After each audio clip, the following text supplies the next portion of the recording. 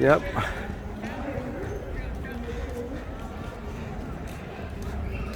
Hello, hello. Hello, hello.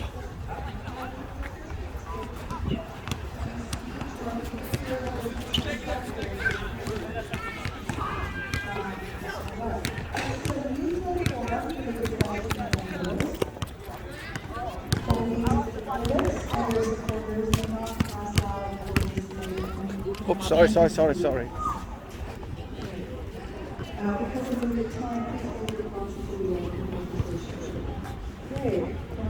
Sign. Yeah. Yes. Sign that out loud now.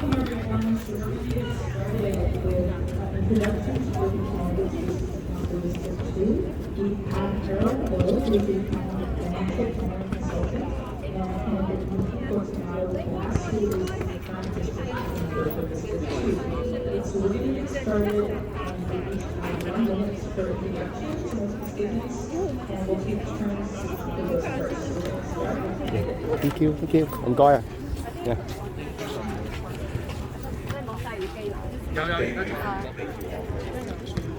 If you need translator, they have translator here.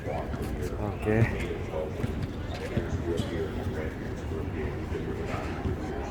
And yes, my last name is Lowe. I come by it honestly. If you look at the U.S. Census, about 100 years before I was born, it was LOW. And then I'm Wimp. There's also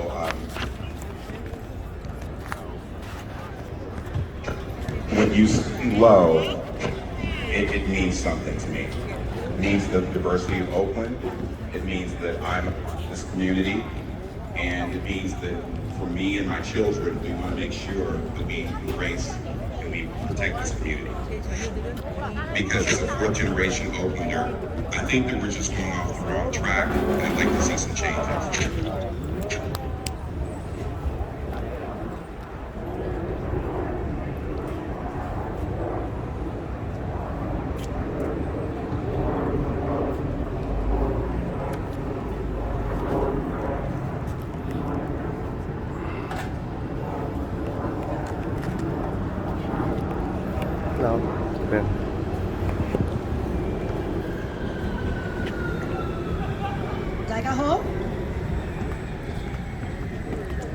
Hello, my name is Nikki Fortunato Bass. I'm a 25-year resident of Oakland's District 2, and I got my start as a community organizer right here in Chinatown.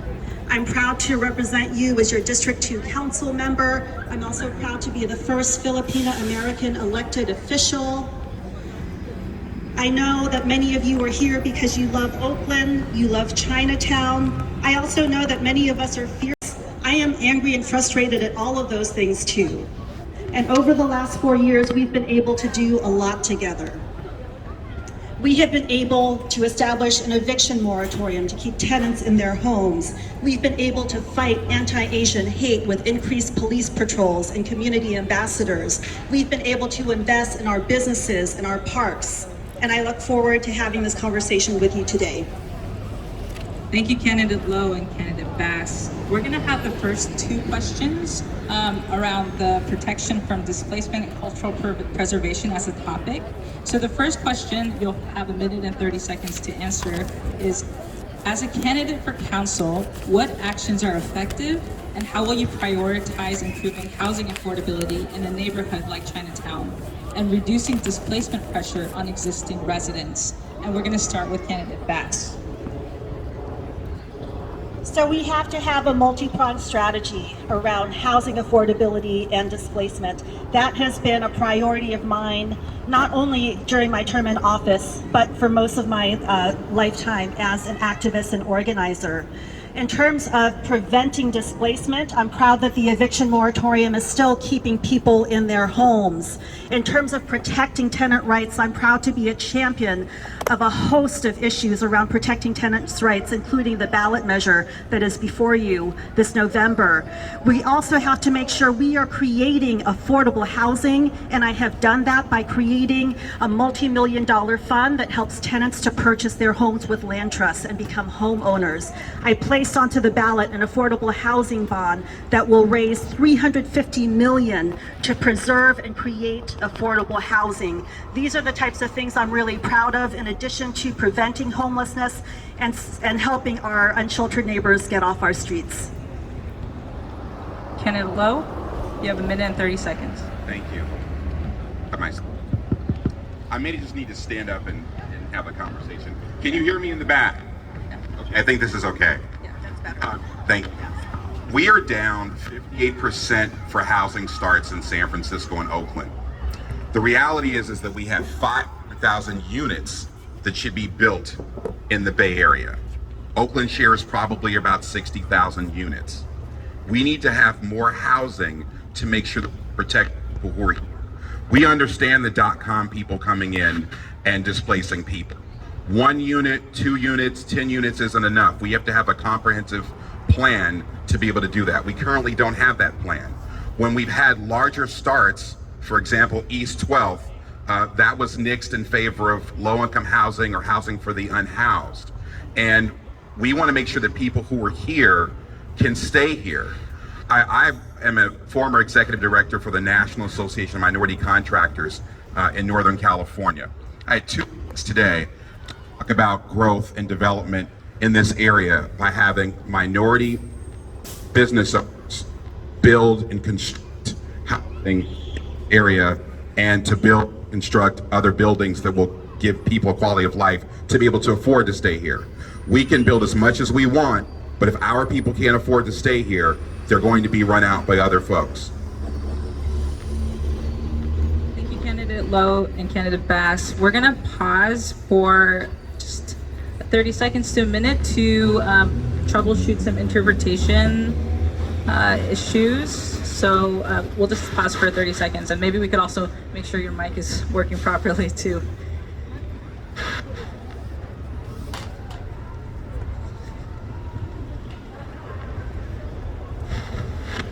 Do you want to test? How's that? Is that better? I think it just has to be pretty close. Yeah. Yeah. I've never been told I needed to speak louder, but I'll try that.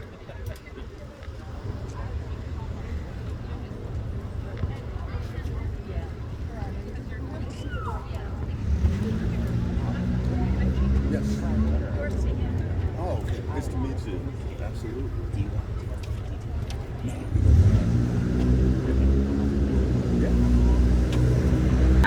And what other ideas do you have? And we'll start with Candidate Bass. Right? Yes, I absolutely would. Chinatown is such a unique community. I often say Chinatown is one of the few living Chinatowns. This is not a relic or a tourist attraction. This is a Chinatown where we have residents who have multiple generations of history here, so it's important to preserve. I'm proud that in 2019 I set aside funding in our budget to create a Chinatown Community Benefits District. That is getting off the ground, and part of its mandate will be marketing and other measures to help preserve Chinatown, not only as a business district, but as a community. And there's many more things that we can potentially do, including investing in our anchor organizations here in Chinatown, the Oakland Asian Cultural Center, the Oakland Library. I'm proud to have worked together with the Friends of Lincoln Park to bring in $12 million to support the expansion of this rec center. That's $4 million from the city, $8 million from the state. We're working on a $2 million earmark with Senator Padilla to make sure this can also be a resilience hub. And then a few blocks down at Madison Park, we renamed that together as a community to Wilmachan Park. If you walk over, you'll see the brand new signs, you'll see a new public restroom, and then we will be celebrating in a very short time the reopening of that park in honor of Wilmachan. Thank you. Candidate Lowe? Sure, the question was, would you support policy and zoning protections to protect cultural districts like Chinatown, and what other ideas do you have? Well, is this better? First, there were 500 Chinatowns in California. So we're down to maybe a dozen or so that are functional right now. This isn't a matter of political will, this is a matter of making sure that we do the right thing. So first, we have to protect our community. I think that what has to happen is that we certainly have to improve the business community so that that business community can thrive and grow and expand in the other areas. We have to be more sensitive to our aging population. You know, it's really difficult to walk around in Chinatown with the cars that are speeding going through Alameda, the cars that are using this thoroughfare to get to East Oakland. We have to have protected spaces where there aren't vehicles. We have to have protected spaces to improve parks. When I was a child, we used to go to the park near Webster. That park is not functional any longer. I know that there are resources coming into the community, but we're not protecting the infrastructure. We've got to spend a lot more money to be able to protect the parks and the land and making sure that the businesses around this area don't succumb to being displaced and that they will be able to thrive. Thank you. The next question is on the topic of community safety. So as a council person, you will work collaboratively with your peers to have final decisions over funding revenue, budget accountability, and city policies. So what programs will you invest in to ensure adequate funding goes to violence prevention and more effective police responsiveness? And the first person is a candidate Lowe this time. When we talk about investing in certain services or certain organizations, there was a report that came out from the city auditor's office that we haven't done a very good job of monitoring these organizations that have given us money, that we've given money to. I'm really worried that we are giving money to organizations because of political relationships and they're not effective. When we look at violence prevention in Oakland, we haven't made a dent over the last several years. In fact, due to the pandemic, violence has gone up against women and against the aged because people have been locked in and they've been able to abuse people and not be held accountable for that. I want to be able to look at the organizations that we are using and to be able to assess. If you asked me a week ago, I would have given you some organizations, but I'm really worried from this report that we received that there were $69 million spent in 3 years and we don't have an accurate measure for where that money was sent. So I'm very much interested in making sure that we don't give money to organizations that are from out of the community, out of town, and they're not using those resources for you, for the folks that need them. Candidate Bass. My approach to public safety is about partnership. Partnership with you all as the Chinatown community as well as the Little Saigon community. Partnership with our law enforcement partners like the police department. Partnership with organizations like Family Bridges and others who do community ambassador work. And I'm proud that over my tenure I have expanded our public safety system. We have invested over $17 million in violence prevention programs that is funding programs right here in Chinatown. We have created a crisis response program in our fire department that is taking on non-violent, non-criminal 911 calls. That will allow police officers to focus their time on serious and violent crime, because right now, police spend 60% of their time responding to 911 calls that are non-violent, non-criminal, that do not require a police officer. And we need to make sure that police can focus on improving their 911 response, improving solving homicides and serious and violent crime. And lastly, I have been really focused on making sure that we can fill the vacant positions at the police department. Officer positions, as well as investigator positions and ceasefire positions. We are giving OPD the tools they need to partner with you, and that includes our partnership patrolling here in Chinatown as well as in Little Saigon. Thank you. Thank you. The next question is also on the topic of community safety. Yes, we're going to take a short pause. To ensure responsiveness after a crime has happened. For example, survivor support and follow-up, investigative resources that focus on the targeted task of bringing individuals who have committed violent crimes off the street, restorative justice, or re-engagement with the community. Thank you for that question. One of the things that I think is really important is stopping violence before it happens. That means having violence interrupters in our communities, community outreach workers, gender-based specialists. And we've also been able in the city of Oakland to expand restorative justice, including with young people.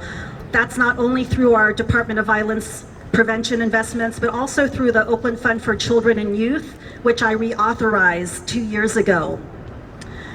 I want to give you an example. Part of my district also includes the San Antonio neighborhood, as well as here in Chinatown. And many people have reached out to me after violence has happened for help. I want to quickly shout out the Asian Health Services because they are providing trauma-informed victim support together with Youth Alive and a host of other organizations. And in San Antonio, when someone reached out to me after there was a shooting and there was a family member in the hospital, they didn't know what to do. And because we have more resources here in Oakland, I was able to connect them with one of our service providers who was able to find a Vietnamese speaking translator to work with the victim's mom and help her understand what was happening at the hospital, to work with the young woman who was his girlfriend who witnessed the trauma. And so they have been able to navigate with case management, victim support. They've been able to access resources and also deal with the trauma through mental health services. Thank you. Great, thank you. Candidate Lowe, it's your time. Sure.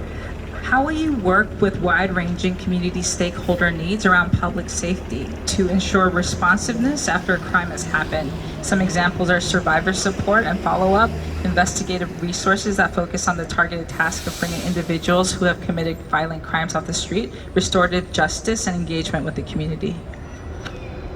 I believe that the first aspect of working with people after a crime has been committed is to do our best to make sure that crimes don't happen in the first place.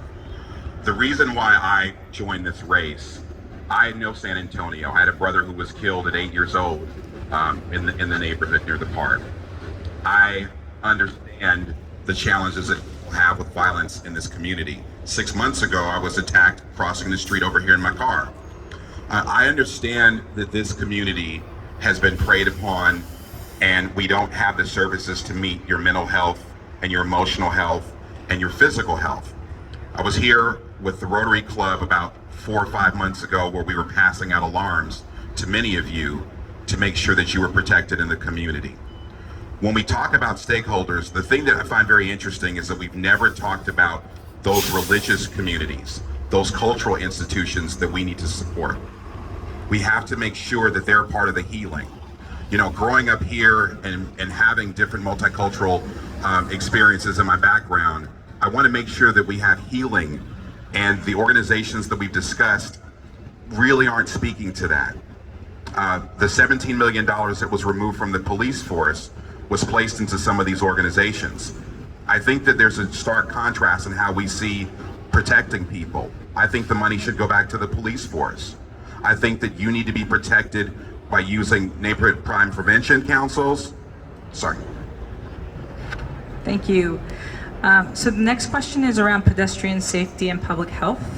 So Chinatown has long identified its core transportation, pedestrian safety, and public health concerns as being negatively impacted by the large amount of traffic that comes through the neighborhood. Historically, that's been the traffic to and from Alameda. As a council member, what resources will you make available to ensure that the large infrastructure projects like Oakland Alameda Access Project and the Howard Terminal Ballpark do not contribute to even more auto traffic, pedestrian conflicts, lack of Chinatown destination parking, and the hazardous air quality in the neighborhood? And we'll start with candidate Lowe. That's okay, you can say that.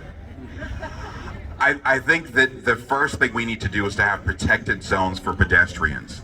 I propose us having a system-wide pedestrian zone called the Spider. We can go to other communities and there are zones where people can walk and engage with parks, engage with transit. I think that we need to have that focused here and we can give people access. We also need to provide for slower streets. If you look at larger cities, look at Washington, D.C. like ours. The traffic is about 50% as fast as ours because the streets move slower and there's more density. We could certainly have the opportunity to be able to create speed bumps, but we need to have zones where cars simply don't go. It would protect the environment, it would protect the community, it would protect him. So there are places that he can walk freely and not be obstructed by cars. There are a variety, that's okay. There are a variety of different areas where we need to make sure that we are moving traffic around the community. If we're going to make a commitment to bring the A's downtown and a commitment to grow our downtown, we need to make sure that that does not happen at the expense of Chinatown. It happens around it. Candidate Bass. The Chinatown community has been so impacted by pedestrian safety. People have been killed on our streets, injured on our streets, and in 2018, when Oakland did an equity indicators study, Chinatown got a 1 out of 100 in terms of pedestrian safety. We are working with the community to change that. And the vehicles that you see around you, that you hear around you, that's contributing to carbon inside your homes. As we have been testing carbon levels inside people's homes in Chinatown, it matches the levels at West Oakland, near the Port of Oakland. Now, one of the things that's really important to me as someone who was an organizer before I got recruited to run for this office is listening. And I have listened to the Oakland Chinatown community. We have worked together around where the A's ballpark will be. I supported the community against not having it at Laney College, and I have been supporting the community around Howard Terminal specifically to listen to your goals and demands, to ensure there is a traffic study. That study has been completed. I know the coalition will be meeting with staff and the consultants around that study, and it's incredibly important to me to hear what your feedback is, to hear what you want incorporated into the traffic management plan, because I will not approve a project that harms this or other communities here in Oakland, that harms our environment, our port, or our taxpayers. Thank you. The next question is on increasing general public open space. So parks and recreation centers are among the most important types of social infrastructure that helps us build relationships with our neighbors. The city of Oakland spends less than 2% of its budget on the Parks and Recreation Department. As council member, how will you prioritize, invest, and increase resources to the various parks, open space needs, and other community-serving resources throughout the district? And we're going to start with candidate Bass. So when I think about a safe, thriving, vibrant community, it includes our parks, not just the open space, but the activity, the programming, like you see here at Lincoln Rec Center. This is the most utilized park in all of Oakland, multiple generations, all hours of the day. And over my term, relative to other council members who have preceded me, I'm proud that we have invested deeply in District 2 in our parks. Like I said earlier, $12 million to renovate the rec center because more and more people are coming to use this rec center, and $2 million pending to build a resilience hub. We invested in Wilma Chan Park and we'll be investing more deeply. We're investing in Clinton Park in Little Saigon. We're doing a big investment in San Antonio Park. And when the community was frustrated with how the city administration was leading that master planning process, I stepped in and worked with the Friends of San Antonio Park to do deep community engagement. And I'm championing their goals and priorities for San Antonio Park, to activate it, to expand it with a rec center, a library, and programming. I'm so proud that we now have finally a rec center director at that park, our largest in all of Oakland. Thank you. Candidate Lowe. I spend a lot of time with parks and recreation, in part because I'm a scout leader, and so many of our scouts use the parks. If you go to the Rotary Nature Center, the new planter boxes that were built, your youth built those planter boxes. They raised the money, they developed those, and they had volunteers help build them.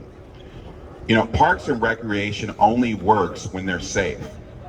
We haven't heard a lot of information about why these parks are not safe.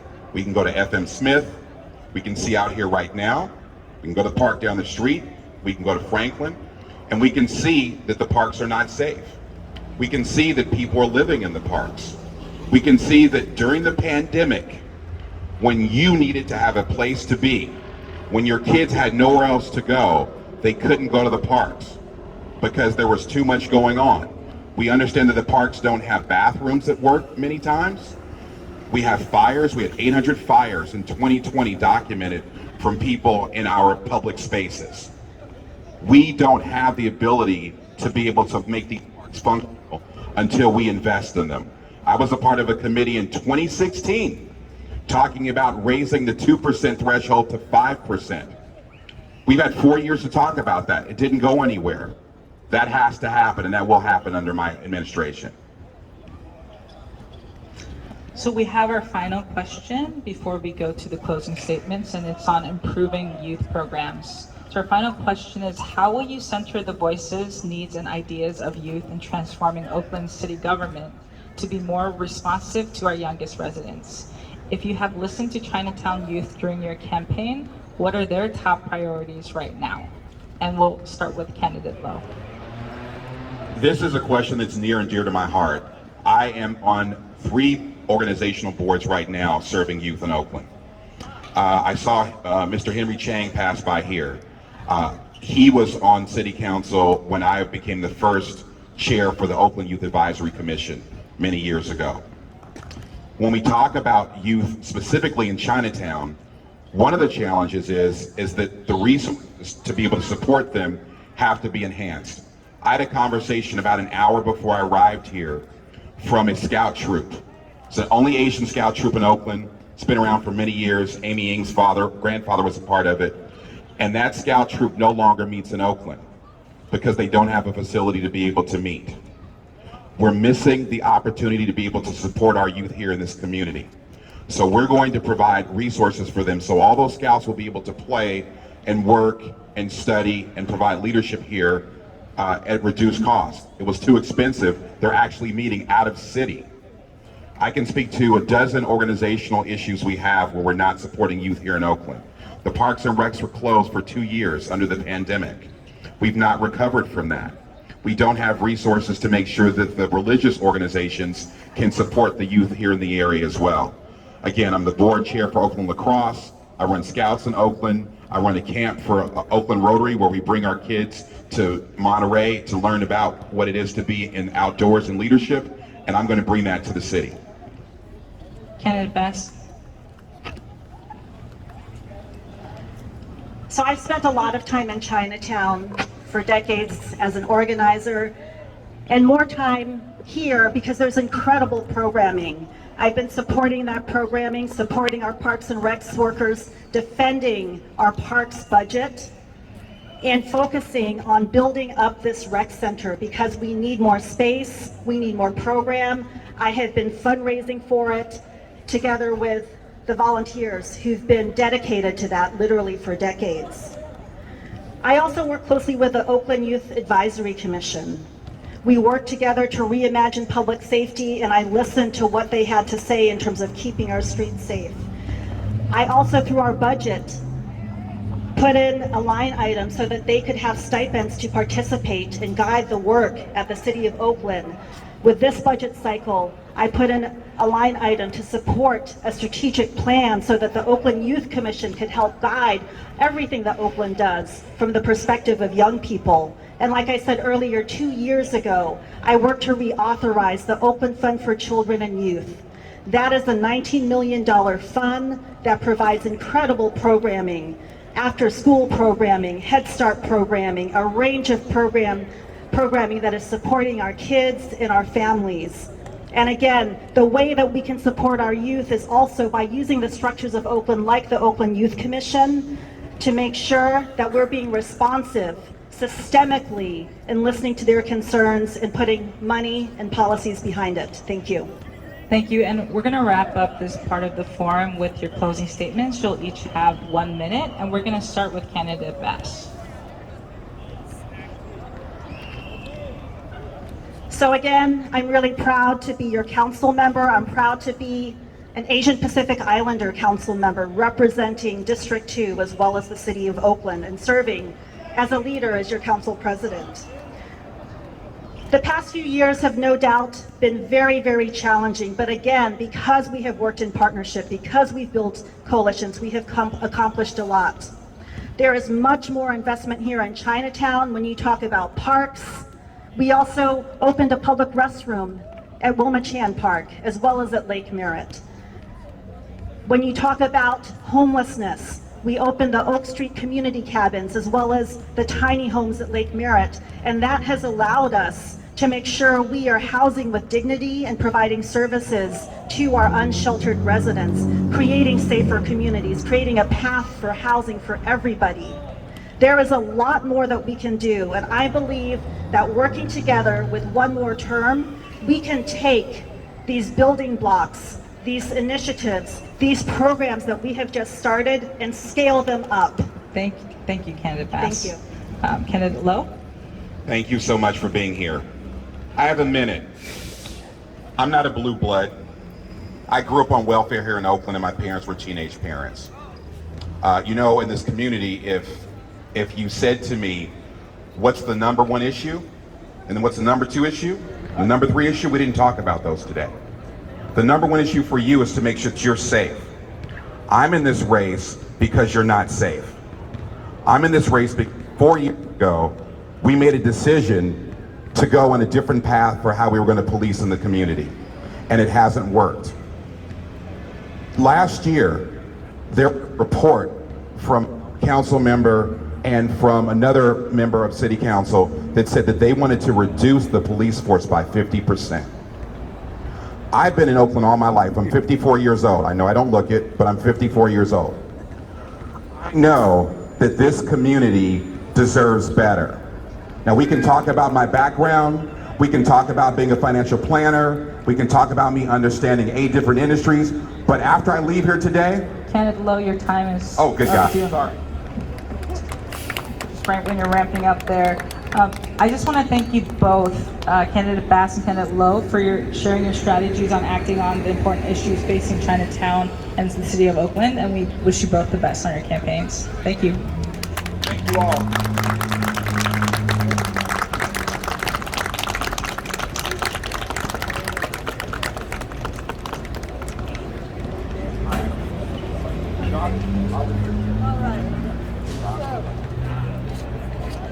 All right, let's stop here, part 1. So the audience, I hope you were inspired by what you heard from Candidate Lowe and Candidate Bass to vote for your candidate of choice. Be sure to register if you're not registered. And now I'm hand Michael to Gilbert for some very important news. Thank you, everybody. So my name is Gilbert. I'm the director of the park. So welcome to Lincoln Square Recreation Center. My main job right now is to get you all fed. So the way we are doing this, we're going to ask you to stay in your seats until your row is called. We will call a row at a time, which time the food will be over here, and we're going to hand you your meal, then you go back to your seat, and then we'll go to the next row. So please stay seated until we get to your row, and we'll work our way from front to back. That's it. Go ahead and start.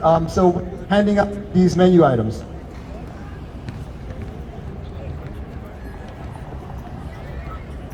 Okay, so I think the idea is that food will be brought to you, but if you need a nature break, you know the bathrooms are along the side of the building, okay? Thanks, and we'll be in recess for 15 minutes.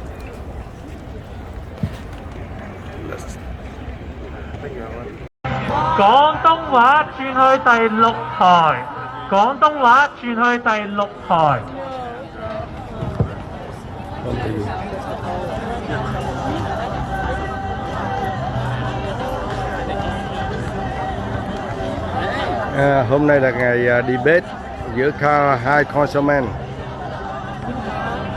với mayor nữa. Để thâu lại thú vị. Đây là phố tàu Oakland đây. Phố tàu Oakland nó mạnh lắm. Đây phố tàu Oakland này.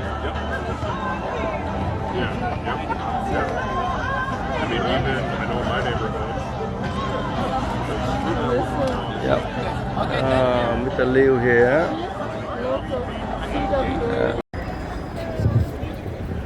So we hope you all enjoy your meals. These are all locally produced. These are from the Cam Hong over in the East Lake District. So as we're having activities here in Chinatown, we try to support our local businesses as much as possible. So we'd like to thank our sponsors for that. Another note for everybody, we have our trash and compost stations provided by the City of Oakland's Environmental Services Division. When you are done with your meals, please place the remaining leftover uneaten foods in the compost section, and the plastic containers, you can stack them up in front of it, and then we'll put them all into the bags later on. So those will be in the trash because those are not the recyclable ones. So thank you again, everybody, and welcome all the candidates to Lincoln Square. Thank you, Gilbert. All right, so now we are beginning the second portion of our program, our Mayoral Candidates Forum. Before we begin, let me provide a really brief overview about what the Mayor of Oakland does. The Mayor is the highest ranking governmental official in Oakland and the figurehead of the city. They represent the city. They oversee government services for the city, but running the city itself is done by the city administrator, who is chosen by the mayor and follows the mayor's direction. The mayor prepares the initial budget and submits it to the city council, which adopts the budget and other legislation. The mayor may try to influence the city council by encouraging voters or others to put pressure on city council members. However, the mayor cannot prevent the city council from acting. The mayor does not have a veto. So, let me review the ground rules for this forum. This event is being translated simultaneously into Cantonese, Mandarin, Vietnamese, and Korean. The translators must watch and listen to the proceedings and instantly repeat what they hear in their language. So, candidates, please speak slowly and clearly enough so that translators can do their jobs. Okay, so each candidate will have 1 minute to introduce themselves. Our moderator, who is Joshua Lee here, will ask the candidates 5 questions about issues that we believe are important to Chinatown. Candidates are expected to address the audience in response to the questions, as this is not a debate between the candidates. And let's see, I would be remiss if I didn't introduce Joshua to you. Joshua is a senior program officer at the East Bay Community Foundation and has been leading grassroots youth organizing groups in Oakland for over 10 years. In his work, Josh seeks collective strategies toward racial equity and a just East Bay to be led by those most impacted. He was director of Asian Youth Political Action League, building the API community power here in Chinatown for 5 years before his current job. Okay. As to the ground rules, let me continue on. Let's see. Did I say that this is not a debate and this is just a forum where you're going to be addressing the audience with your answers to the questions? Okay. To make this as fair as possible, the order in which the candidates will be asked to respond has been randomized, and timekeepers, who are sitting in the front row there, will make sure that every candidate has the same amount of time, and they'll give a warning when your time is up. If you don't stop, your microphone may be cut. Appropriate measures such as the suspension of microphone privileges will be taken to prevent any speech or behavior that is disrespectful or not in accordance with the values of this community. Okay, so this is a neutral forum, once again, for the discussion of ideas. That means that candidates and their supporters are not to pass out, display, or wear any campaign materials during the forum. All right, with that, I turn the mic over to Josh. Thank you, Evelyn. Hey, greetings everyone. Appreciations to all the candidates for being present tonight and all the audience members. And deep appreciation for the interpreters and doing the work there. I'll just get us right into it by starting to introduce our candidates for tonight's Oakland Mayoral Forum with a short tagline of their current role as listed on the ballot. and their name tags are also in front of them. I welcome you to raise your hand or wave if you feel so moved. Seneca Scott, small business owner. Gregory Hodge, nonprofit executive. Lauren Taylor, council member and small business person. Peter Liu, entertainer. Sheng Tao, Oakland City Council member. Ignacio de la Fuente, business solution strategist. Alyssa Villanueva, civil rights attorney. John Raymond, retired carpenter. Tyrone Jordan, legal assistant. And Trevor Reed, council member, a senior caregiver. Okay, and with that, we'll begin with opening statements. A reminder, each candidate will have 1 minute. The order has been randomized and will change throughout the forum to ensure fairness, and we will begin with candidate Taylor. Testing, testing. Ni hao, wo si tai lo bing, kim do ze gao, do gai. Good evening. My name is Lauren Taylor, and it is my honor to be here this evening. I want to thank the organizers who have brought us here today. I am a kid from Oakland. My roots go 3 generations, and I am extremely proud of that fact. Oakland is testing. You have to bring it really close. Really close, okay. I've got to eat the microphone. All right, okay, apologies. So, I'm a kid from Oakland, born and raised here. I've been trained as a proven problem solver, an engineer, a businessman, an entrepreneur. I stepped away from that in order to help solve the tough challenges that my city is facing, and I am eager to step up and help ensure that every Oaklander, no matter where you're from and where you live, has the opportunity to live, work, learn, and play right here in the city that they're from or that they've chosen to make their home. I look forward to further conversation later. Candidate Taylor, and appreciations to our timekeeper. Just for the interest of time, if everyone will hold applause to the very end of opening statements. Up next we have candidate De La Fuente. 1 minute. Thank you very much. My name is Ignacio de la Fuente. I had the privilege of serving you in the city council for 20 years, from 1992 to 2012. And I can tell you that under my 20 years of service, I worked very, very close with the Chinatown community, very, very close with Henry Chang and many of the people that serve the city and serve Chinatown. During the 20 years, I'm a person that built a reputation of getting things done. I was one of the council members that enacted the Equal Access Ordinance when I was there. Why? Because I believe that communities like Chinatown and Bell, people that speak different languages, should have the same access to City Hall, the same access to services. So I'm very proud of that fact, and I'm prepared to serve you. I'm prepared to represent the city, especially when it comes to make the city safe.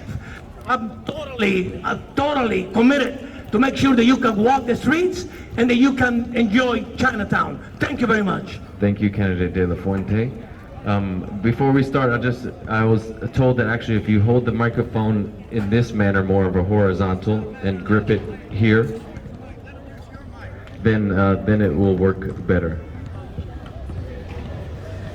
So up next we have candidate Scott. Good evening, everyone. Chinatown, thank you for having us. My name is Seneca Scott. I'm a candidate for your next Oakland mayor. I'm your neighbor. I have a farm about 1.5 miles from here with chickens, ducks, and goats that we milk daily and we get eggs from. So why does someone like me decide to run for mayor? It's because as a neighbor, I feel that our voices are ignored, right? We're ignored. Neighbors, small businesses, we don't have a voice in our government. Our needs are neglected. We don't feel safe. No one's listening to us. So I decided to get back into politics. In my old life, I was the union director for Oakland City Workers. So I know a thing or two about negotiating for contracts. and I know a thing or two about how governments are run. But now I'm focused on the neighbors. We need a voice and we deserve better. Right now we're disenfranchised, we're being gaslit, and we don't have our investments where we need them. And we don't have the people listening to the people who matter most. Oakland neighbor, we deserve better. Thank you. Thank you, candidate Scott. Up next, we have candidate Hodge. Good evening, everybody. My name is Greg Hodge, and I'd be honored to serve as your next mayor. I want to thank you for being here tonight as we sit on Ohlone land. And in this community, diversity matters a lot.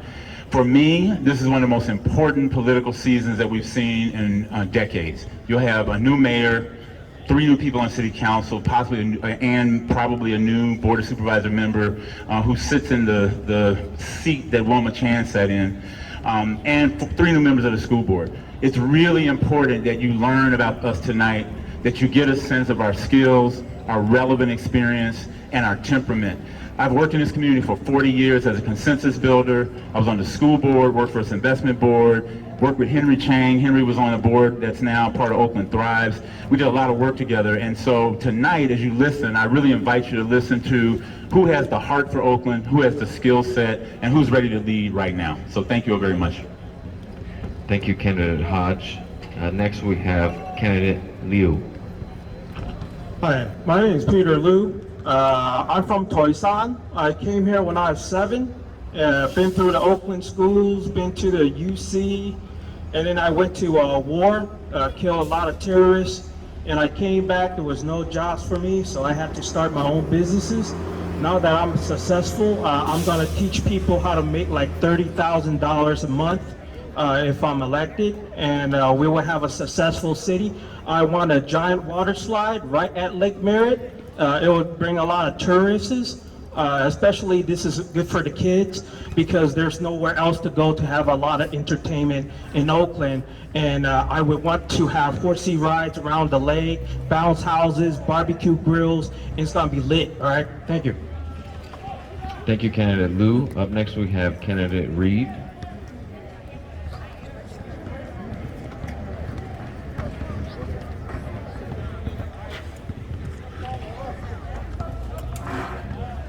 Good evening.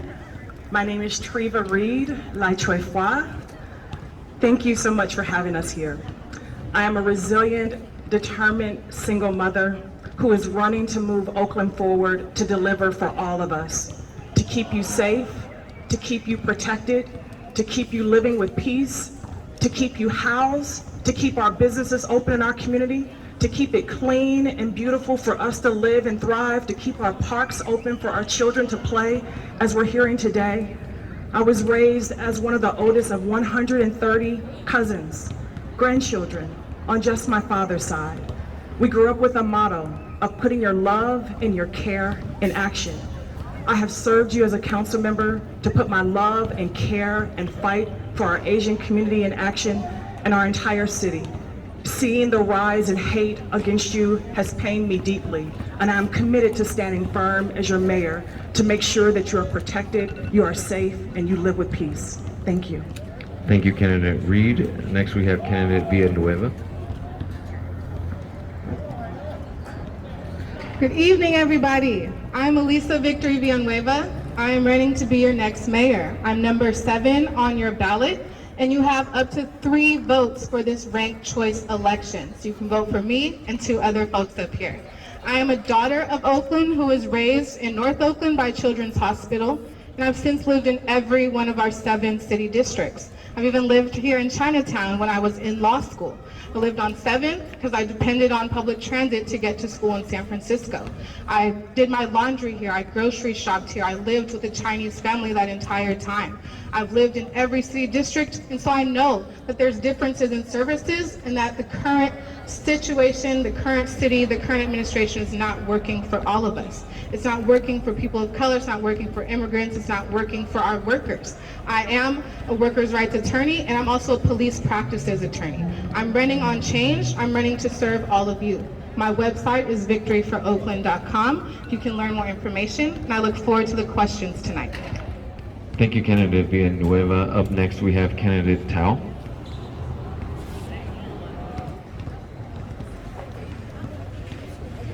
Good evening, everyone. My name is Shang Tao, and I'm the Council President Pro Tem on the Oakland City Council. I am so honored to be back here in Chinatown. It seems like we are always meeting.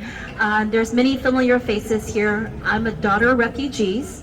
My parents came here to the United States in 1979, and I'm the first generation to have a formal education here. I graduated from Merritt College here in the city of Oakland, and then I went over and transferred to UC Berkeley, where I graduated and then came over and worked at City Hall. I have 10 years of experience at Oakland City Hall. And out of those 10 years, 9 of those years, I worked on the city's budget. And so that is incredibly important to have that kind of experience so that we can move the city forward. I come with a collaborative leadership because I believe in working with the community and working with other elected officials so that we can create the impacts that is so needed here in our city of Oakland, like safe streets, clean streets, and safe parks. Thank you. Thank you, Candidate Tao. Next, we have Candidate Raymond.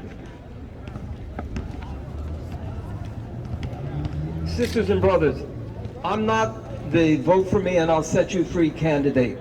History shows that all change comes from the bottom up, not the top down.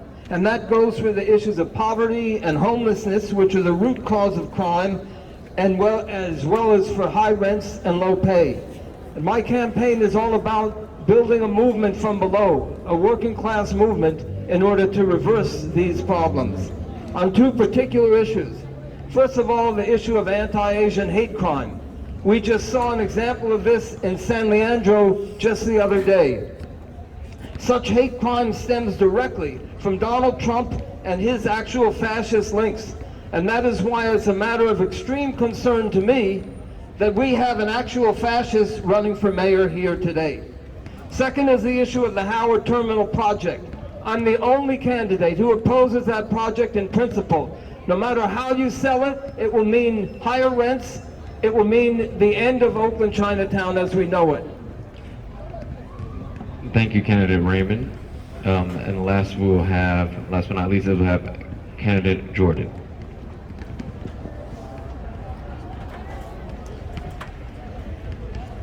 Good evening, my name is Tyron Jordan. I'm a California native. I was born in Southern California. I've lived here in Oakland for only 13 years. I'm a military veteran, former labor union organizer. I served on the Library Commission, the Public Library Commission, and in addition, I'm on a nonprofit, a director of a nonprofit which serves food, fresh produce for low-income residents of West Oakland. Just to keep the narrative in balance, I would like to say, despite all of the negatives, all the problems that we have here in Oakland, I've traveled many places in the military, I've lived many places, but there's no other place I would rather live here in Oakland. Oakland has all the qualities of being a first-class city, and the only thing that's keeping it from being a first-class city, we need to get a handle on the crime. We need to keep people in their homes. We need to put a break on the displacements of people. We have the potential to really reach the stars of the city. So that is why I'm running for mayor. I'm a person of action. Thank you, Candidate Jordan. Appreciations to everyone. You may now give a round of applause if you wish. And we're going to take a very brief pause just to give our interpreters a chance to keep up and take a short break for 1 minute. Very much.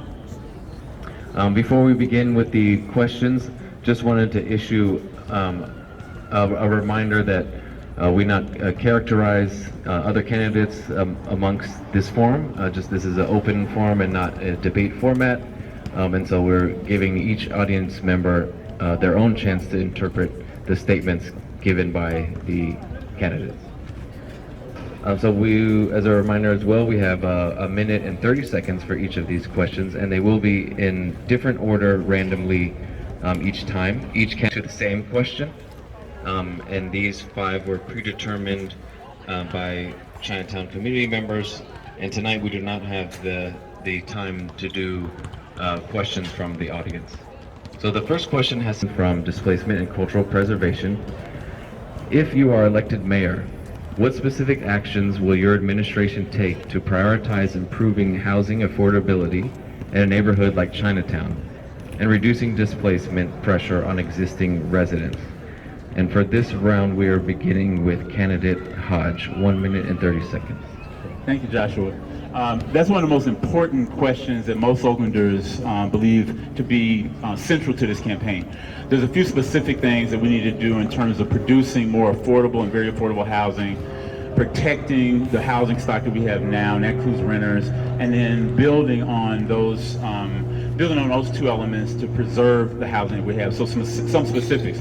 We need to protect Oakland's 47%. There's 209,000 people who are rent burdened. We need to maintain and strengthen our just cause eviction framework for both landlords and tenants. We need to reinstate our mortgage assistance program for those people who want to buy their first homes.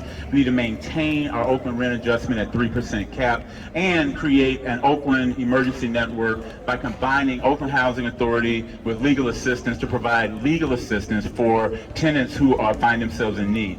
The second piece is, and I'm looking for my timer, we're good, producing 20,000 market rate and 20,000 affordable and very affordable homes by 2028.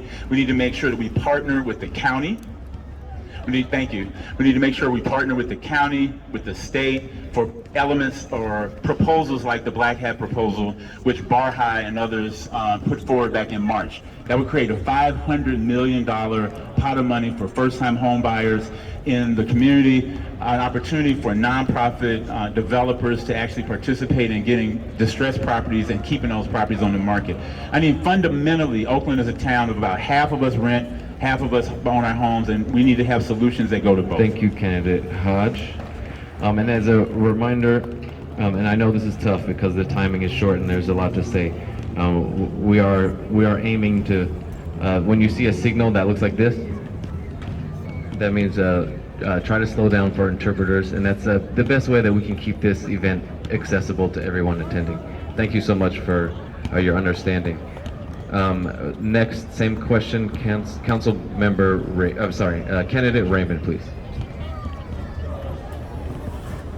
I was centrally involved in pushing for the just cause eviction ordinance, which was passed many years ago.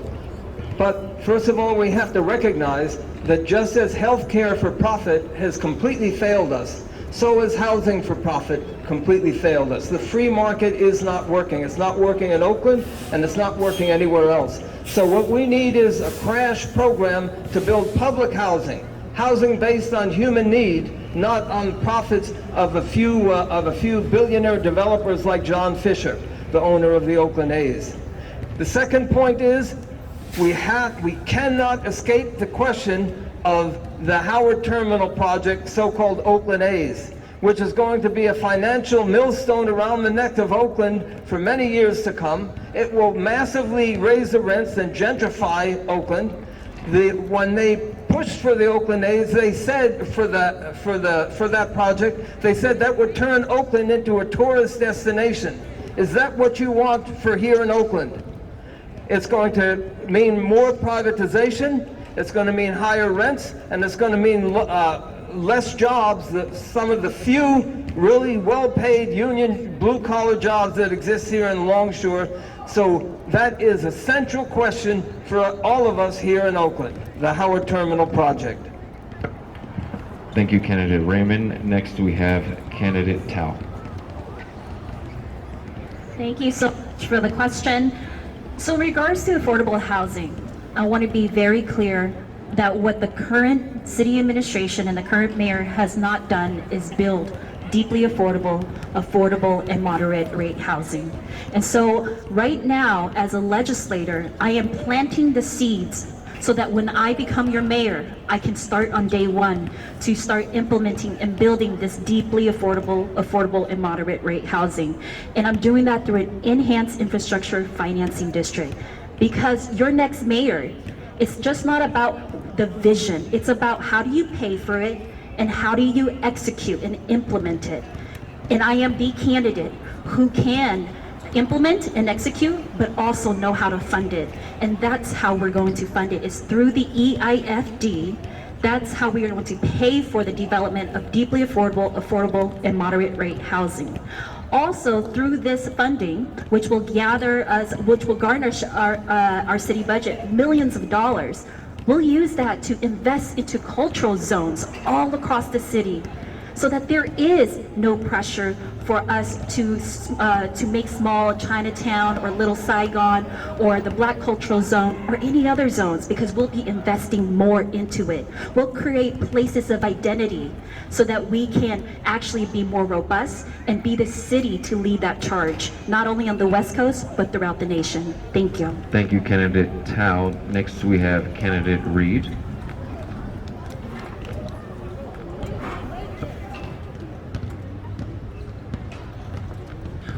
We have not built enough affordable homes, as we've heard. We've got 7,000 low-income and moderate-rate homes that we need to build, and we need to look at what that proportion of housing needs to be here in our Asian community. We know with our rental assistance that we were able to help over 100 Asian community members in our city, giving on average $10,000 for rental assistance. We need to invest more deeply into keeping our communities in their housing, preserved in their housing, and preserved in communities where they connect and have the services, the support, and the resources that are needed. And so as mayor, I will continue to invest more deeply to make sure that our communities can stay connected, where they live, where they have community, where their businesses are, where their family and their friends are. I have done that. We have 800 housing units coming up in the district that I serve now, and we need to do that more deeply with targeted investment to our communities and our communities of color.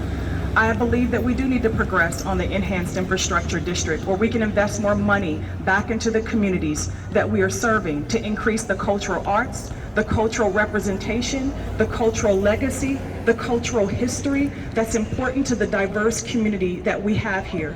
We're at Asian community here tonight, but that is felt all over this town.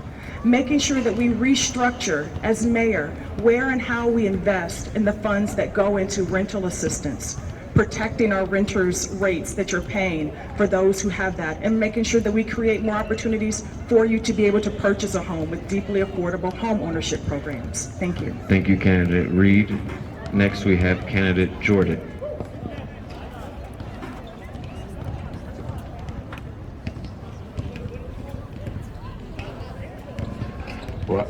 Well, I think the first thing we need to do, we need hard data as to how many homeless we have here in the streets of Oakland. And also, most importantly, I think we need to keep the folks here in Oakland who are in a precarious position to possibly become homeless, to try to keep them in their homes. And I think with that, we need to enhance the mortgage improvement program. I think we need to keep people in their homes. I think we need to concentrate on rent control.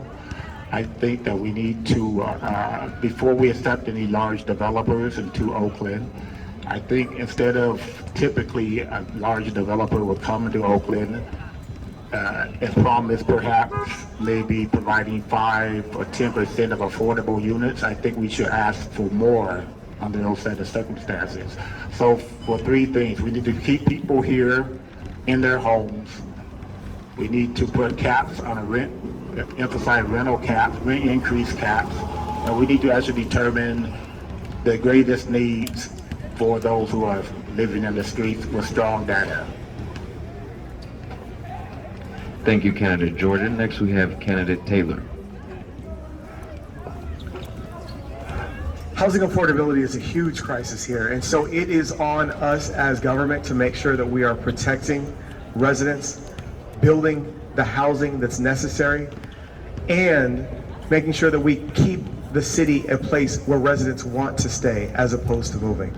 So building, we absolutely have to build more affordable and high quality housing that requires, first of all, partnering with nonprofit housing developers like I did in my district, building more than establishing a pipeline of more than 820 units in my district when we didn't have that previously.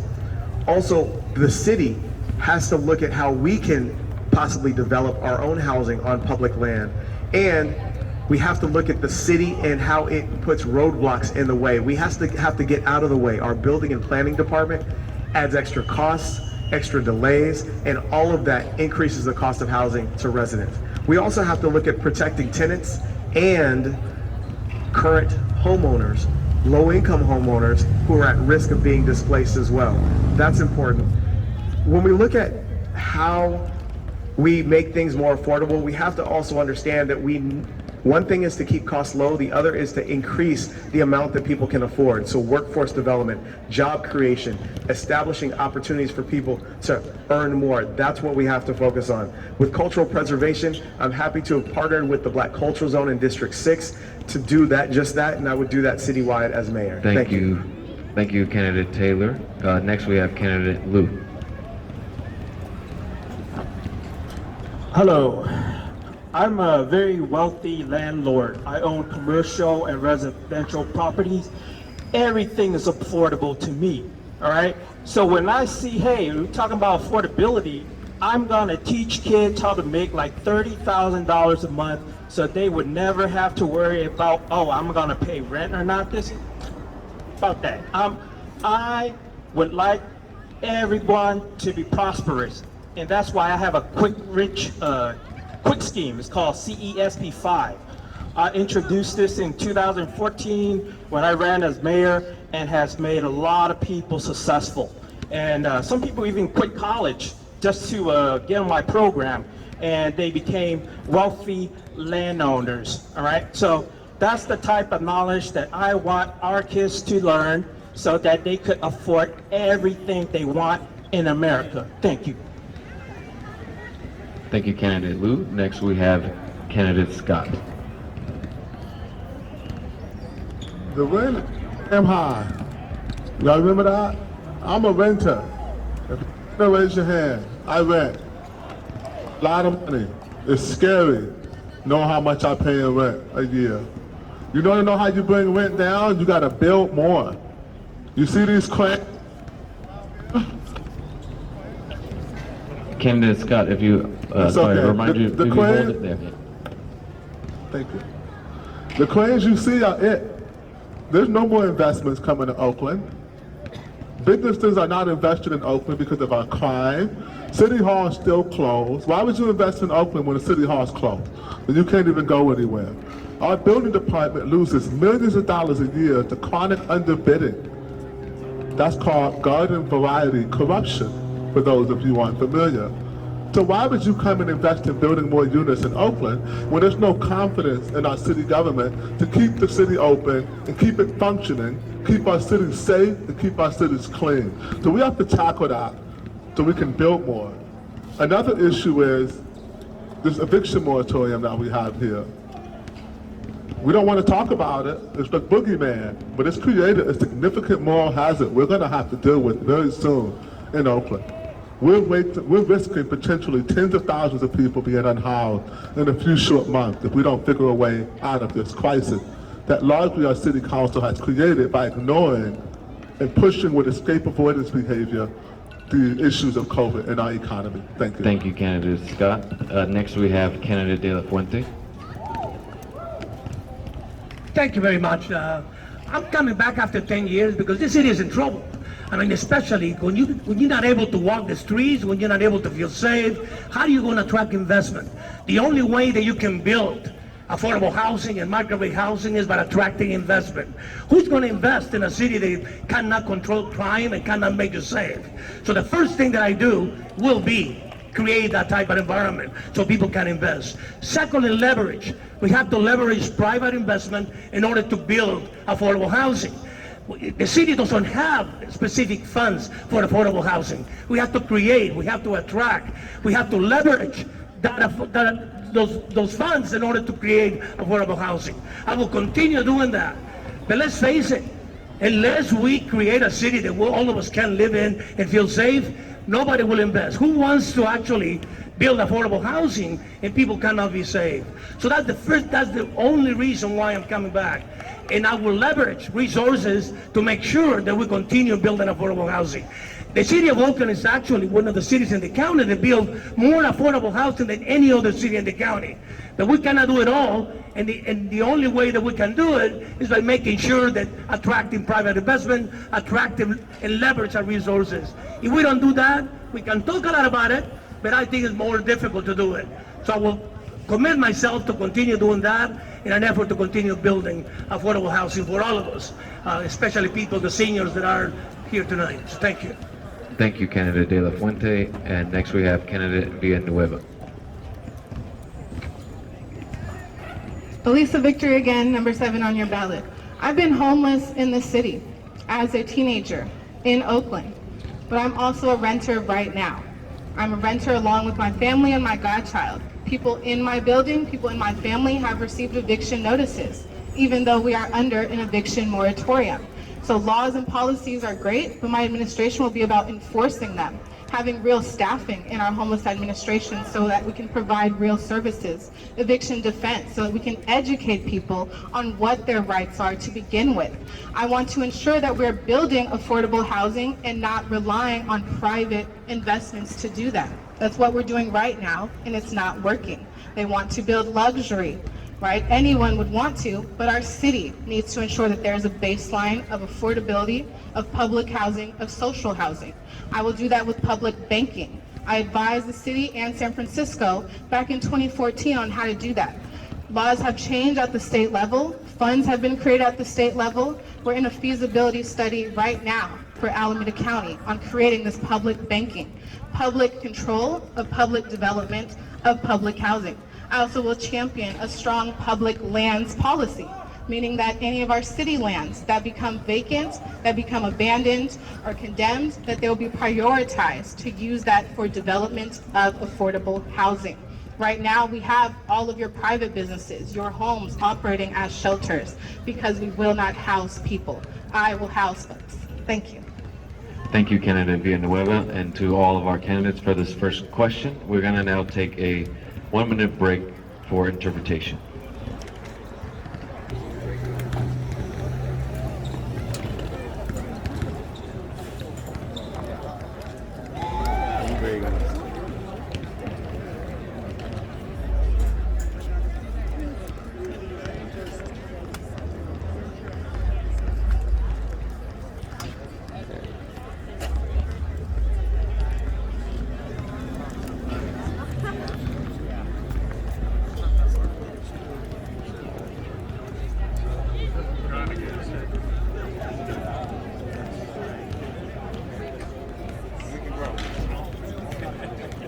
Okay, now we're going to get started with our second question of the evening regarding community safety.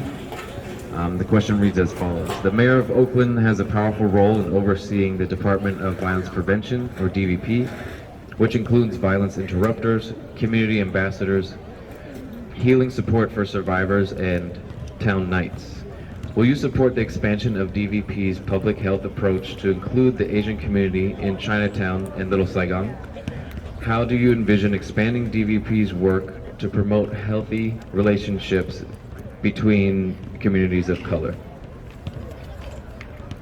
And for this question, we're starting with candidate Tao. Thank you. This is my favorite question. I am so honored to be the only candidate up here to actually invest $18 million into violence prevention and violence interrupters. And that is incredibly important. We have to invest in people and community directly. And I am so happy to have fought for the state money of $2 million to go directly to parks in East Oakland. Parks that have been underserved and under, everything, basically. Right? And so this is what I want to do and bring to all of our communities, to ensure that our rec centers are taken care of, to ensure that we are investing directly to you. I'm also very happy to have won $10,000 in grant funding so that I can bring it straight to Oakland to fight against AAPI hate. So please be on the lookout for that. That's the kind of mayor I am. I am hands-on. And I will continue to be hands-on as your next mayor and continue to be able to go out and fight for more funding and resources and programs. The first thing I do when I am your mayor come January is double the violence prevention and violence interruption money. Because again, that is how we keep ourselves safe. And we need to also create government-run community building opportunities with our Black, Asian, and Brown communities as well. Thank you. Thank you, candidate Tao. Next we have candidate Jordan. I think in addition to fully funding our police department, I think to prevent certain crimes, we need to take preventive measures. I like the idea of advancing or enlarging the ambassador program that we have here in Chinatown. I like the idea of the macro program, which instead of calling the police, perhaps having people that can check in to those who are having emotional issues. I think our safety is, I think community involvement is mostly really very important, and that's what I would emphasize as mayor. Thank you, candidate Jordan. Next we have candidate De La Fuente. Thank you. You know, the biggest responsibility of a mayor is to protect the citizens and protect property. Obviously, whatever programs we have are not working. Okay, obviously, the crime is, the rising crime in Oakland is off the hook. Now Chinatown closes at 4 or 4:30 because businesses are afraid to stay open. So whatever we are doing is not working. What we gotta do is go back to our basic, go back to do policing, go back to make sure that we have enough police officers with the ability to do their job. We got, as leaders, we have to require the police officers to do their job and enforce the law. What's happening in Oakland is that we have allowed things to deteriorate to the point that people come to do things that they don't do anywhere else. So all the programs that we are obviously working with are not working. So what I will do, not only make sure that the staff of policing, that we need to add more police officers, but more than anything, the mayor has to create the tone that we're not going to allow people to come to Oakland and rob and assault and do without any consequence. We got to enforce the law. That's the reason why the things that are happening. So that's what we have to do. Go back the old-fashioned way, the responsibility to protect people and protect citizens. Simple as that. All the different programs and everything else, I'm sorry. The macro, I have a problem with civilians that are not trained and that are not prepared to deal with these issues, and I believe there's going to be some consequence to that. Police is the one that has to do it. Thank you, candidate De La Fuente. Next we have candidate Scott. Good evening. Department of Violence Prevention has a very important job, preventing violence. Ask yourself, has it worked out for us? Because the violence is escalating. The desperation is escalating. When we live in an oppressive system and we can no longer compete economically, we begin to compete for moral superiority. And that's worse, and it's much dangerous. It starts with, at its least dangerous, the Department of Violence Prevention, which I believe is largely performative. It doesn't tap into the needs of a neighborhood. It talks to the neighbors, not with the neighbors, about what we need to be safe. Here's an example. Last week, we had the opportunity to further our use of license plate readers, which have been proven to stop crime. What did our city council progressives do? They said, we don't need license plate readers. Our police chief says we do need them. He's the expert. The city council says we don't need them. They're not the expert. They instruct and they appoint members to that Department of Violence Prevention who echo those same anti-law enforcement sentiments which have gotten us to the situation that we are today. So we need to be very clear that we support public safety. No more talking in public this way and talking behind the scenes that way. No more supporting individuals who take back from public safety and don't do whatever we can to increase all the tools needed for public safety. So we need to revamp and we need to appoint the right people to this department. Thank you, candidate Scott. Before we move on, I'm just going to take a brief moment by request to reread the question.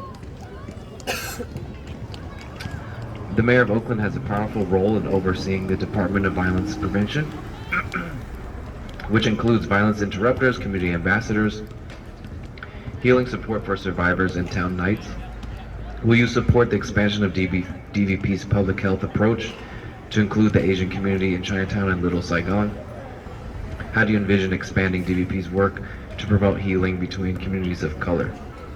And next we have candidate Villanueva. Thanks for repeating that. Elisa Victor Villanueva, number 7 on your ballot. I work every day with our district attorney, our public defender, our sheriff, not just for this county, but for counties throughout the whole Northern California region about improving public safety. But I heard the question was about our Department of Violence Prevention. To answer the question directly, yes, I support expanded, increased investments, enhanced services through our Department of Violence Prevention. It's one of our newest departments. Even if we were to double its funding, it would only have around 1/10 of what our police department has. These are different departments that all should be working together for holistic public safety. Right? Prevention is about preventing crime. It's about preventing homelessness, about preventing joblessness. All those things can push people into crime. The last meeting I had in person before pandemic and lockdown started in 2020 was with the head of the Vietnamese Chamber of Commerce about how to keep Little Saigon safe, how to have more Black and Asian solidarity, how to have more understanding around what is happening in our cultural communities. I support expanding protections for Chinatown, for Koreatown, for Little Saigon, and if we're approaching this from a public health lens and perspective, then we need to have people who are experts in health. Our police officers are not that. So I support having more health-focused services and personnel in our Department of Violence Prevention. That means counseling, mental health. Right now our mental health service is our jails, right? So we have to have real services even for our youth to learn alternatives to violence, including restorative justice. Thank you, candidate Villanueva. And next we have candidate Raymond. Well, sisters and brothers, we have to recognize that we live in a country that is becoming increasingly violent, increasingly angry, increased divisions, and a general acceptance of just bullying in this country. And we have to be realistic. Oakland cannot escape that general trend in this society. And we have to develop a movement to transform America, and Oakland can become part of that. That's what I meant when I was talking about a workers' movement. Back in 1946, there was a general strike here in Oakland, and the chief of police reported that crime came to a complete stop at that time. Why? Because people were united in fighting for workers' rights, for the rights of just ordinary people. And what is the alternative to that? The alternative to that is put a cop on every corner. In other words, Fortress Oakland and Fortress America. That is not why millions of people came to this country in the first place. We need to build a movement to change this country for working class people. That is the only alternative. Thank you, candidate Raymond. Next we have candidate Reed. I have lived the deep trauma of being a victim of violence, of intimate partner domestic abuse. I have fought for families like mine who have lost their loved ones, as our son Brandon's life was lost in 2013. I have been championing public safety, making sure that that deeper investment of $18 million, that as mayor, that it is doubled. $18 million is historic for violence prevention, intervention, and healing and trauma care. It's needed, and our community needs more. I need it more as a mother and as a victim of violence myself, and so we've got to show up giving more and better to our community. As mayor, I will take urgent, swift, and ongoing action, having the ability to ensure that we have an equitable budget with investment into the violence prevention, intervention, and healing and trauma care. When Town Nights was not here in Chinatown, in the Little Saigon area, Dr. Jen Tran and I worked to ensure that we met with Chief Cespedes, our Department of Violence Prevention chief, to make sure that this area of our community was not left out, that you were not forgotten. And so I fought to make sure that Town Nights did show up for you in June when we did not show up for you in December when we launched it. And I will continue to show up for you as mayor, making sure that we have a community liaison from my office that's working with you, meeting with you on a regular basis along with myself to hear the opportunities to partner with you as I partner from East Oakland to West Oakland, having served with Youth Alive on their advocacy committee at the state and local level. Thank you. Thank you, candidate Reed. Next we have candidate Taylor. So what is public safety? Let's look right behind us to see. It is when our kids can be out at night playing in their neighborhood and enjoying themselves without fear of something happening, without being pulled into some alternate activity. We absolutely have to double down on violence prevention. And we have to also make sure that we are bringing the crime deterrence, the enforcement, and the follow-up investigations that are necessary to make a complete public safety system. When residents of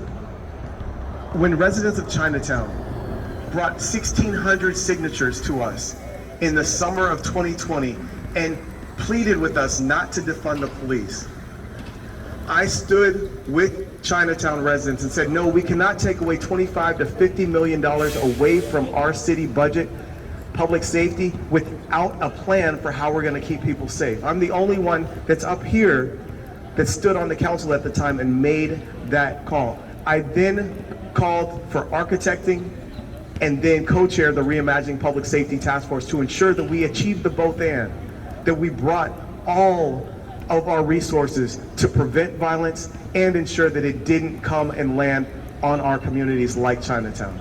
And I will do that as Oakland's next mayor. Thank you. Thank you, candidate Taylor. Next, we have candidate Hodge. I want to thank you for the question. This is probably the most important issue to most Oaklanders. There's a couple things that we have to agree on. That what we're experiencing now is not normal. It's not normal for a dentist to be killed as she's getting out of her car. It's not normal for somebody to be killed right in front of City Hall while a city council meeting is happening, like what happened last night. It's not normal. So we ought to get to the place where we don't accept it from our current leadership, people who currently sit in city council. We make us safe. If you're not safe in Chinatown, I'm not safe in West Oakland. If you're not safe in Sobrani Park, I'm not safe in the Fruitvale.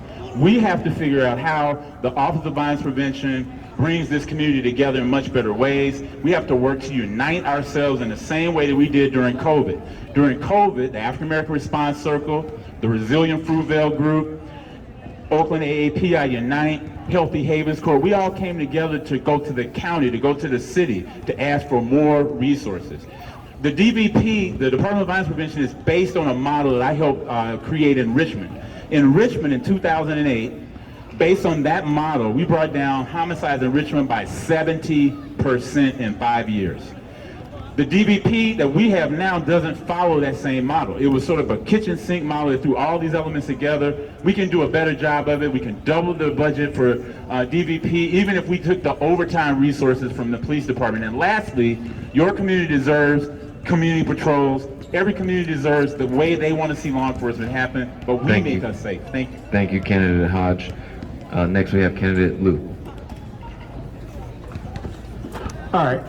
The Department of Violence Prevention will issue concealed carry permits to every citizen, adult who wants one, and we would offer it statewide. So anybody who comes to Oakland and want a concealed carry permit, they would get it for $50, all right? And it'll be a lifetime concealed carry permits that they could use. Because let's face it, Kung Fu is not enough, okay? This time, you need a gun to protect yourself. If you call 911, it's gonna take like 30 minutes, all right? Nobody's gonna come save you. You think I'm Superman? No. It's not gonna happen, all right? You need concealed carry permits, and I will issue it to statewide. Any resident who wants one will get one for $50. Thank you, candidate Liu. That concludes the question 2, and we're going to take 1 minute to give our interpreters a break.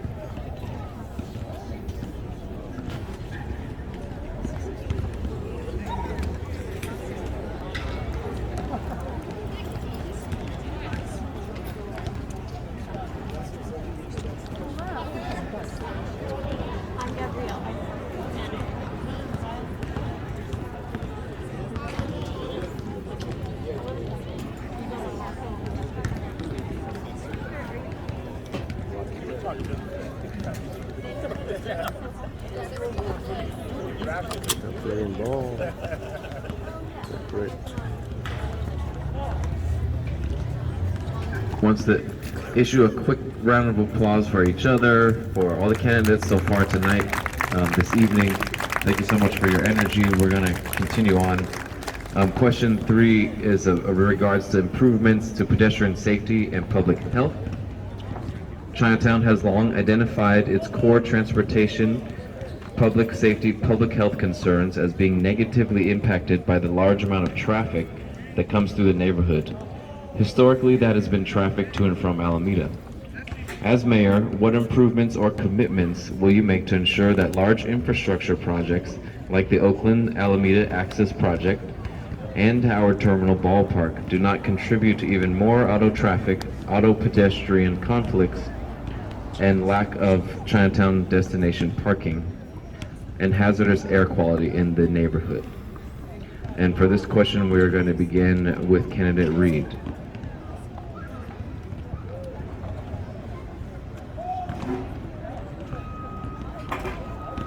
We have got to do a better job of keeping our community safe on our streets. Our pedestrians, our bicyclists, our vehicles are coming into conflict with each other more. In this last budget, I put forth $1.5 million in traffic safety, calming, mitigation measures to keep us safe, and those were not funded. And so as mayor, I have the opportunity to establish in a $3.8 billion budget, increase traffic safety, mitigation measures that work to make sure that we keep us safe, ensuring that we don't put road diets that cause more impacts, with making sure that we have street crossings that are well lit, that are painted, that we have the signage that's needed. We've seen that issues in school areas where we've not, from the city, provided even traffic safety and calming measures, cross guard, crosswalk safety. And so as the mayor, I have the ability to invest more deeply in those areas. As we talk about the project that is being proposed at Howard Terminal, it's making sure that we hear from you, that we meet with you, and that we address the mitigations and the concerns that you have continued to raise with us regarding the environmental injustice, of the air quality, of the pollution, of the traffic issues, of the illegal dumping, of the blight, of the impact on business closures. And those are priorities that I am working to address with you right now, and that I'm willing as your mayor to meet with you to ensure that we hear from you to make improvements that benefit you. Thank you, candidate Reed. Next is candidate Liu. For all intersections, I would have cameras that are accessible on internet where people could view the traffics around their area, and it would record any violators that run red lights, that they lots of happenings with these lights getting run over, just like they don't care, like, just like that, all right? So with the Howard Terminal, I don't believe that that project is good for the streets, especially it would overcrowd the downtown area, especially with the BART stations. You know, crowds of people would push over, and somebody would fall on the electric track, so that's not good. So Howard Terminal is a project that is not feasible. Let's say if they have this Howard Terminal Park and they have like a competition, and then let's say the AIDS or loss or win, all right? There's gonna be riots, all right? Jack London's gonna be destroyed, all right? These people will go over to Chinatown and rip it off, all right? So riots happen with these sports. So instead of sports, I'm gonna have giant water slides at Lake Merritt attractions. I turned all sizable parks in Oakland into unique theme attractions. That would bring a lot of entertainment for people instead of sports. Thank you. Thank you, candidate Liu. Next we have candidate Taylor. All right, I know you guys have seen it. Folks fly down our roadways without any regard for the life that they could be injuring with the vehicles that they're propelling down the streets. We have to stop that. And how do we stop it? How do we keep people safe? We have to do the both and solution again. From designing roadways that are safer, keeping people from treating our streets like interstates, and the enforcement side. We have to bring back our traffic patrol. Because when I was growing up and learning how to drive, the kids that I was learning to drive with, there was this saying, no cop, no stop. And yes, we do have to have traffic enforcement in addition to the roadway improvements design, the curb bulb outs, the medians, the speed bumps, and other things that we're putting in place. It has to be the both and solution. In addition, we have to have a speedier response by our city when it comes to these incidents. When we find something that needs to be fixed and improved, redesigned, we have to work faster. That means we have to fill the vacancies in our Department of Transportation. We have to eliminate the bureaucracy and move faster towards bringing solutions that'll keep people safe. And lastly, whenever we bring solutions, we have to be community anchored and based, engage the community first, not bring a solution on top of them. Thank you. Thank you, Candidate Taylor. Next we have Candidate Jordan.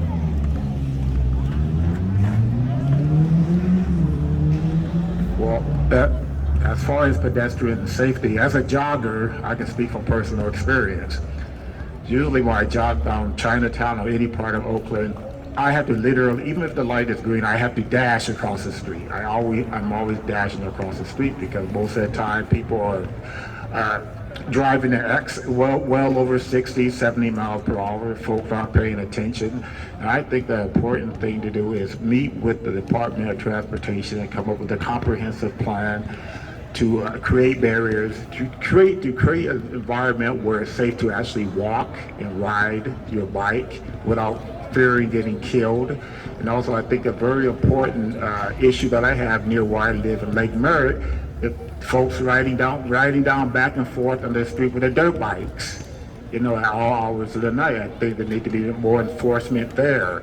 So I think this environment, I think these streets will be safer, but I just don't see it very much enforcement. People are just, you know, driving if they're on the Autobahn, and you know we need to put public safety first, no matter what it takes. Thank you, Candidate Jordan. Next we have Candidate Scott.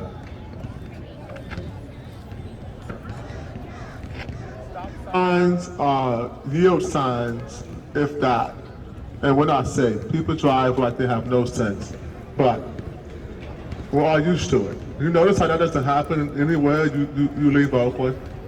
The moment you leave Oakland, people act like they have some sense. Why? Because you're going to get pulled over. It's simple. But here, we can't pull people over because now they run. Remember what happened the last time someone ran from the cops? 2 people were killed in a car accident. So we can't follow them because people are going to run. So we need to start using other measures like license plate readers, street camera, and drones. Something we haven't considered yet, that you can actually chase people. We need to confiscate vehicles. We have laws on the books. If you're driving 20 miles an hour over the speed limit, it's called reckless driving, the cop can take your car. You got to go to court to get it back. We need to start using the laws that we have on the books to affect crime. When it comes to traffic calming, neighbors are going to have to get involved. On 8th Street in West Oakland, we tracked for over 6 months with our Safe 8th Street program, cars driving upwards of 100 miles an hour in residential neighborhoods. We brought that information to ODOT, and we brought roundabouts, not just speed bumps, but roundabouts to West Oakland, something no one thought could be done. And it was done because the neighbors got together, we documented the problem, and we were persistent at City Hall for months to make sure that our voices were heard. Luckily for you, if I'm mayor, you won't have to go through all those troubles. Thank you. You can skip the line and just come to it. Thank you, Candidate Scott. Next we have Candidate Tao. Thank you. I believe the question was in regards to the Alameda Access Project and Howard Terminal and the pollution for Chinatown and for West Oakland. So here in Chinatown and in West Oakland, these are the 2 areas that are the most polluted. And these areas also host our communities of color. Chinatown here with our API community, West Oakland, majority Black community. We are seeing that we have to be intentional about how we protect our residents from environmental racism. And that is why I'm happy to say that I am the climate candidate. More so with the Alameda Access Project, I stood firm with Chinatown to ensure that at the Alameda County Transportation Commission, that more traffic congestion would not come through Chinatown. And instead, we would create a safer place so that pedestrian can actually cross to the Chinese Garden Park, because right now that's very dangerous. I know this work intimately, even though I do not represent you in this district, but I roll up my sleeves to ensure that all of Oakland is taken care of, even as council member. And so in regards to making sure that we protect our constituents here from the bad air quality, that is why during Howard Terminal, I am not a big cheerleader for Howard Terminal, not like others, but it's important that we negotiate strong community benefits. Thank you. Thank you, Candidate Tao. Next we have Candidate Raymond.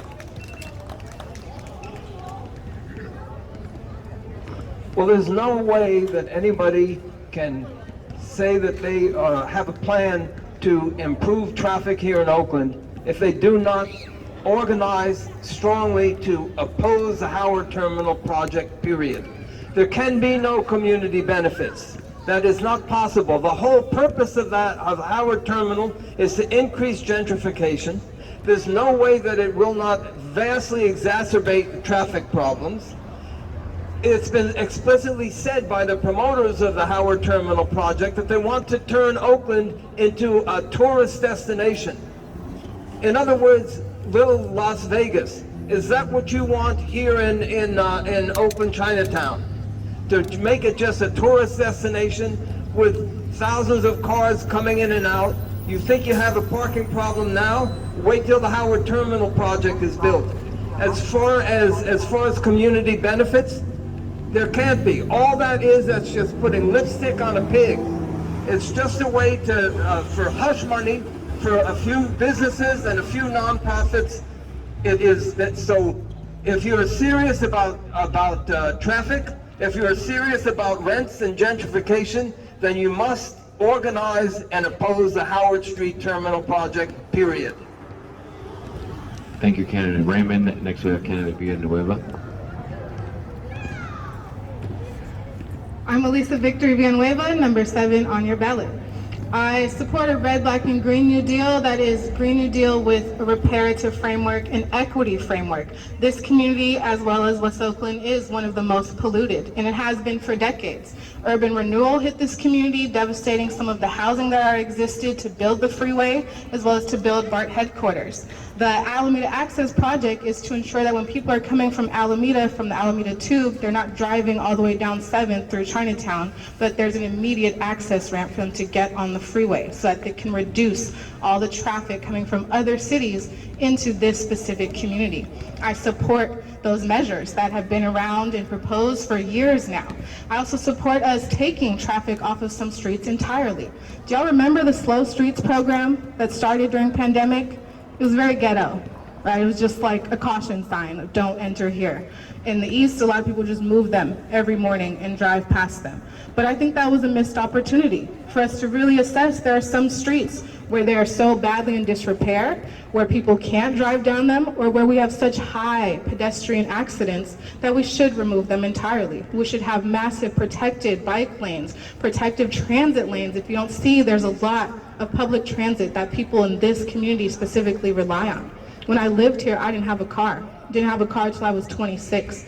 I depended on our free shuttles. I depended on my own feet to be able to walk to everything around here. So I want to enhance safety for this community, but also around the rest of our city. Thank you, Candidate Villanueva. Next we have Candidate De La Fuente. Thank you. Almost 20 years ago, obviously I supported Chinatown and negotiated with Alameda about the impacts on Chinatown. We have to be realistic about growth. And one of the things that we have to be realistic about is who was the communities that have been impacted for a long, long time.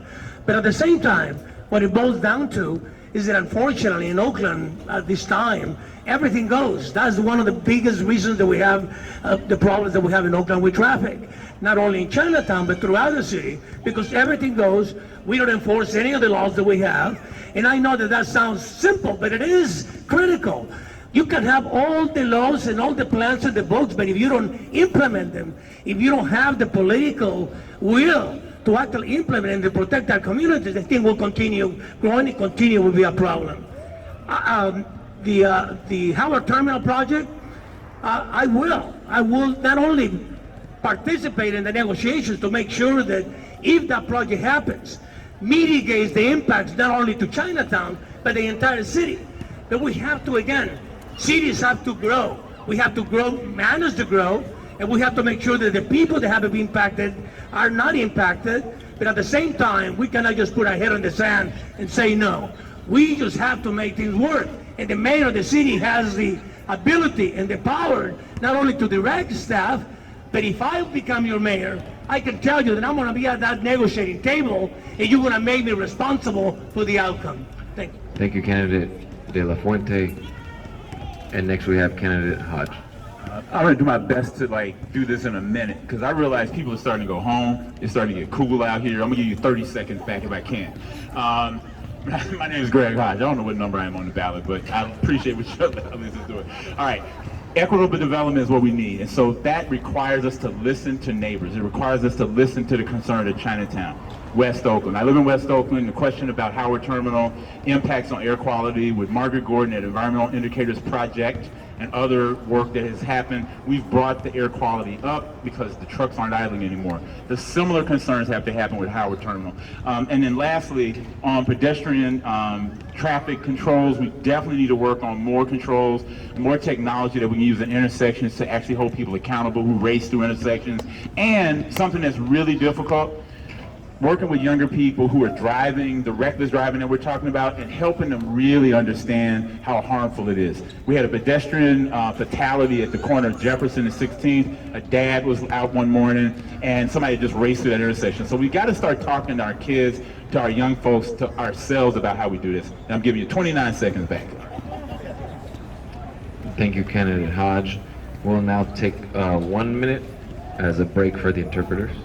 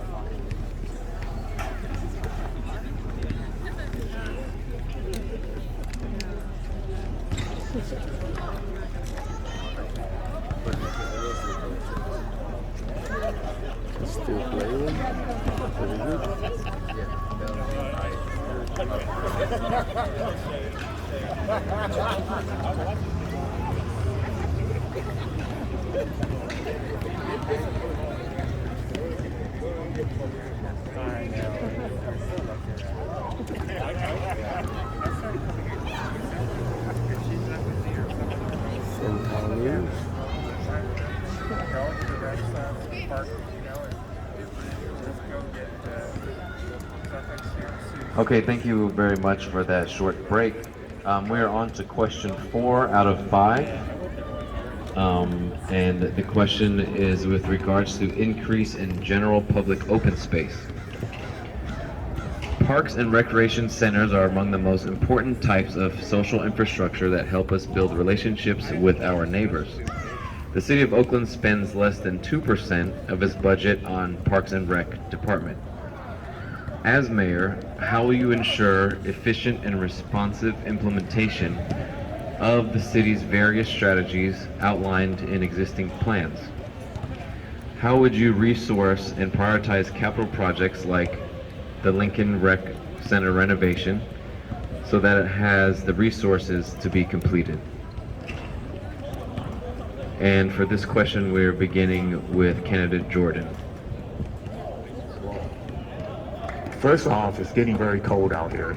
But second off, I really don't feel that I'm knowledgeable enough to give an educated answer. I'm just being honest. So I think I'll pass on this one. Something I need to give something like this further thought to give an educated answer. Thank you, candidate Jordan. Next, we have candidate Raymond. So the issue of open space also really devolves to the question of land itself and what purpose is land going to be used for. Is it strictly a matter of profit for the real estate developers, or is it going to be land for us as the people here in Oakland to use?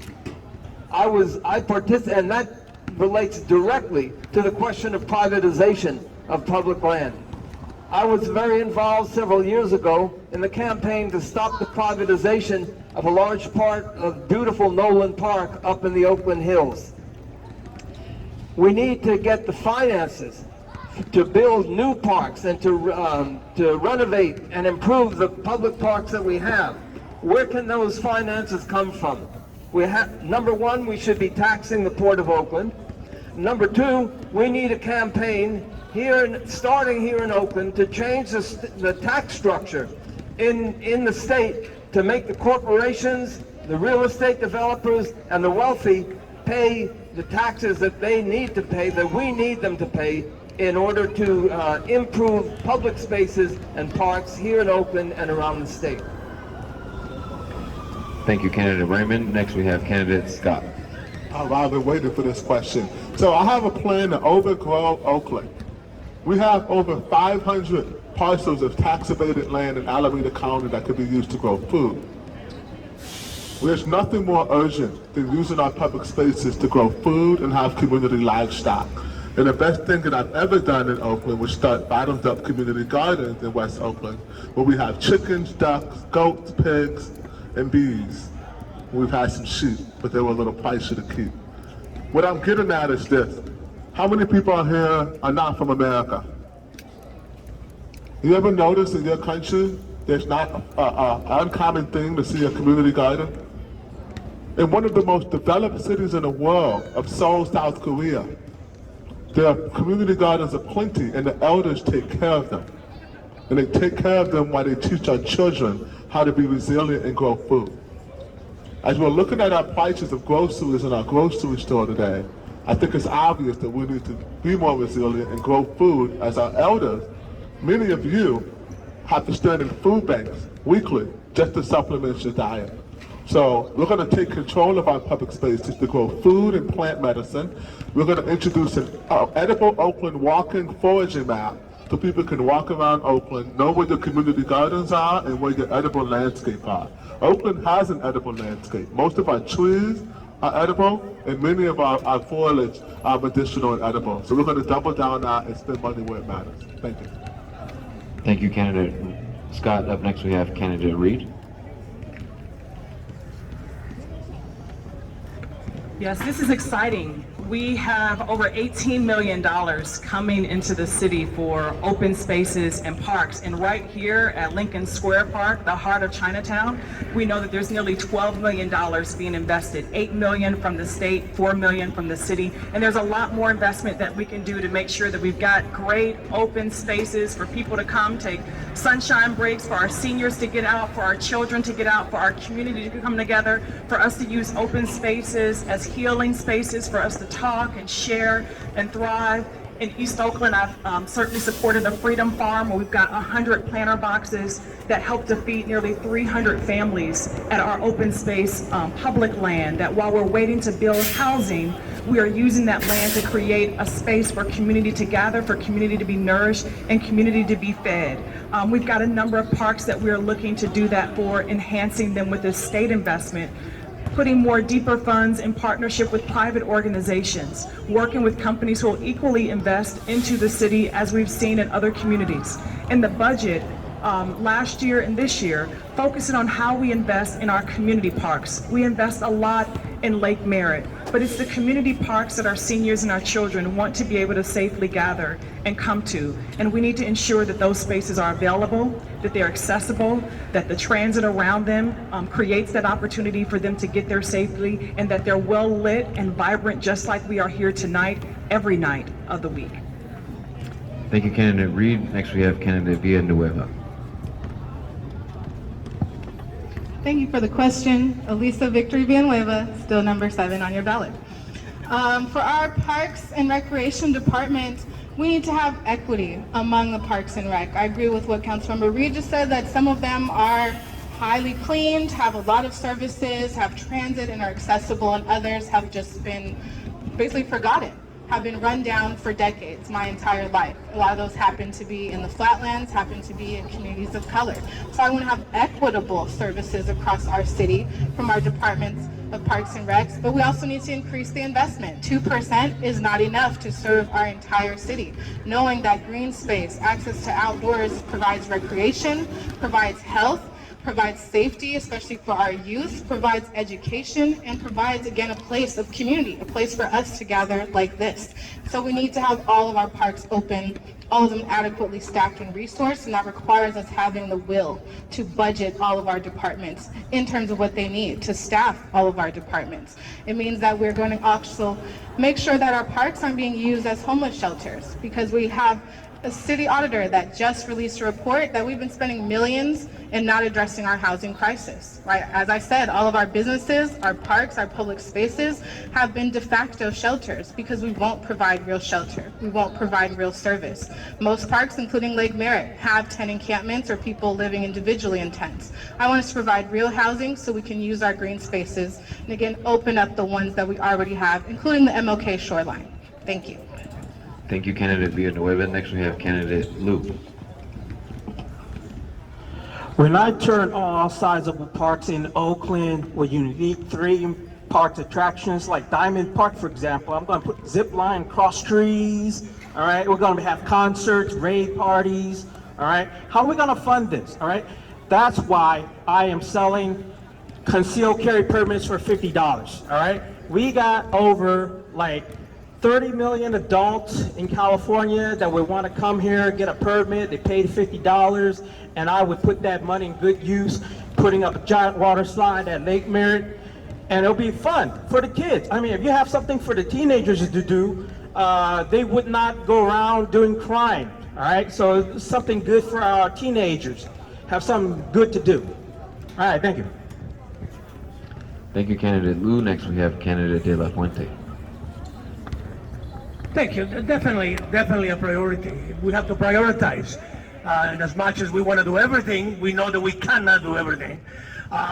So the first, we can have these beautiful parks, but if they are taken over by homeless encampments and they are not safe, who cares?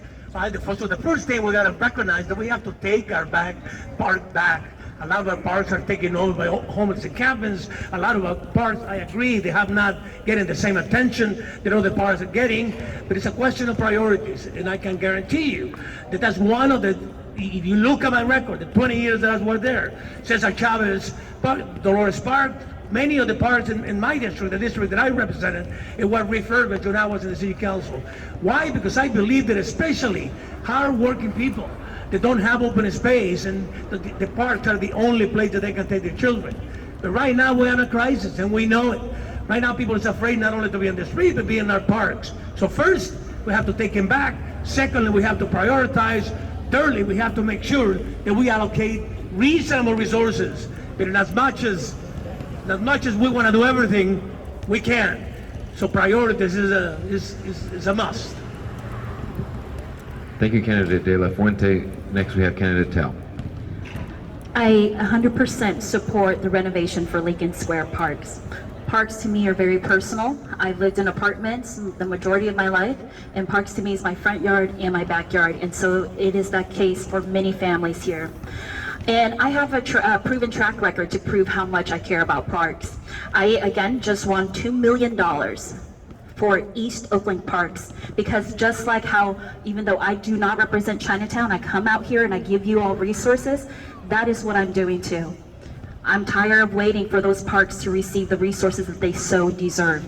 And so I went and I used my connection with the state assembly members and senators that I have, that have endorsed me, including with Assembly Members Mia Bantam, Assembly Member Phil Ting, Speaker Anthony Rendon, and many more to win these funds. And I want to win more funds for the city of Oakland. And so I put millions in investment into Cortland Creek Park. Also, I invested 2 new staffers at Brookdale Park so that we can bring programming to our kids. Allendale is fully renovated now, and the play structure is up. Montclair has pickleball courts that you can utilize. Joaquin Miller Park has clean restrooms, and Cascades is going again.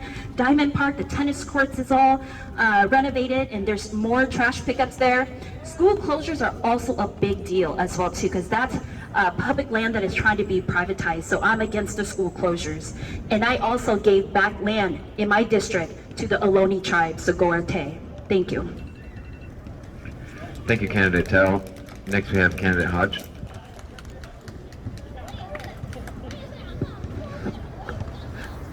Thank you for the question. Open space is critical to our health.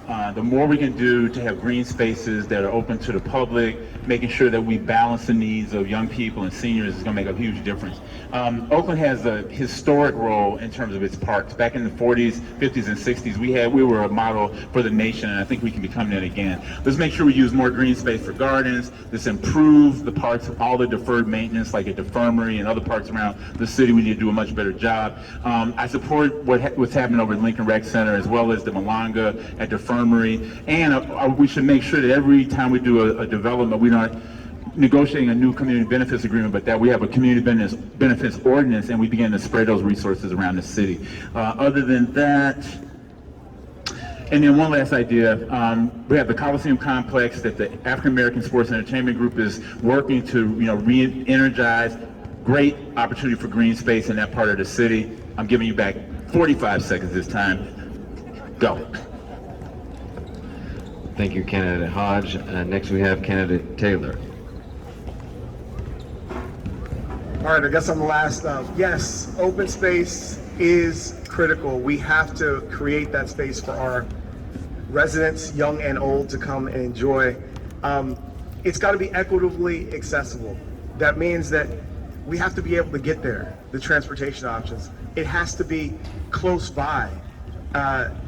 For too long, open space in the hills and other parts of the city means parks, active playgrounds, and in other parts of the city it means vacant, unprogrammed parcels, parks, vacant lots.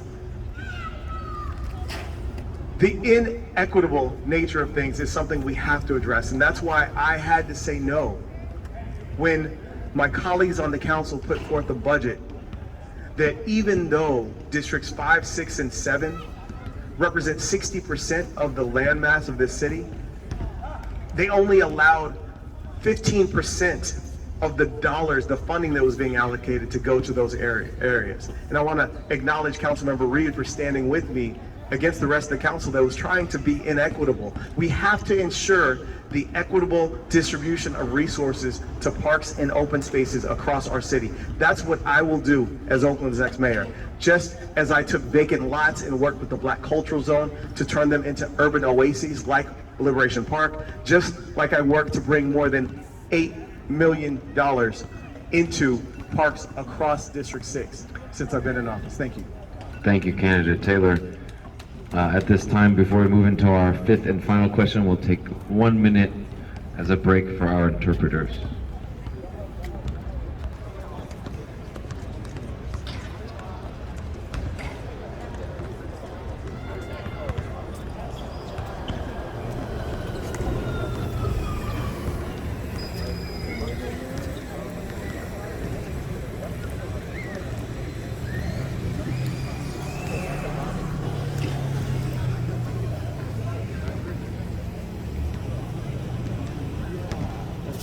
All right, thank you all so much.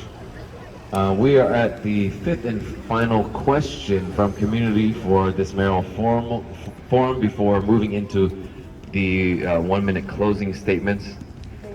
So the last question from our community here is, how will you center the voices, needs, and ideas of youth in transforming Oakland city government to be more responsive to our youngest residents? If you have listened to any Chinatown youth during your campaign, what are their top priorities right now?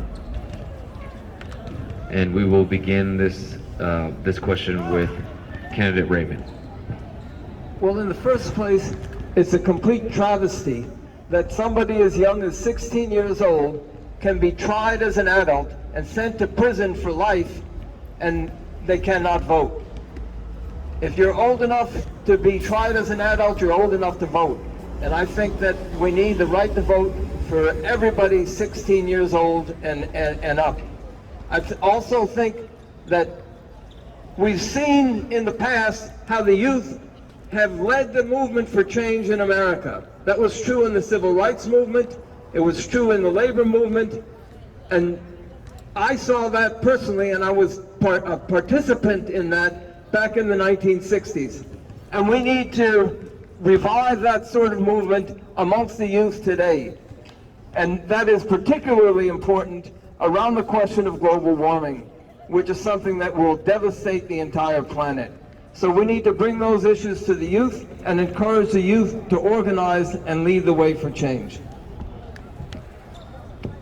Thank you, candidate Raymond, and now candidate Tao.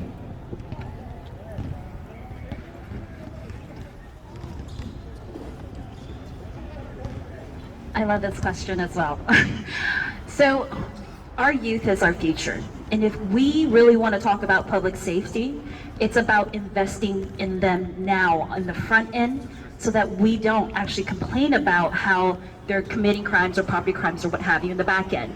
And so as Oakland's next mayor, I want to create a robust paid youth internship program where we work with OUSD, the city, private partnerships so that we can get money into our young people's pockets, so that we can keep them busy. And keeping them busy and putting money into their pockets will also add to their social network, so they can expand their social network.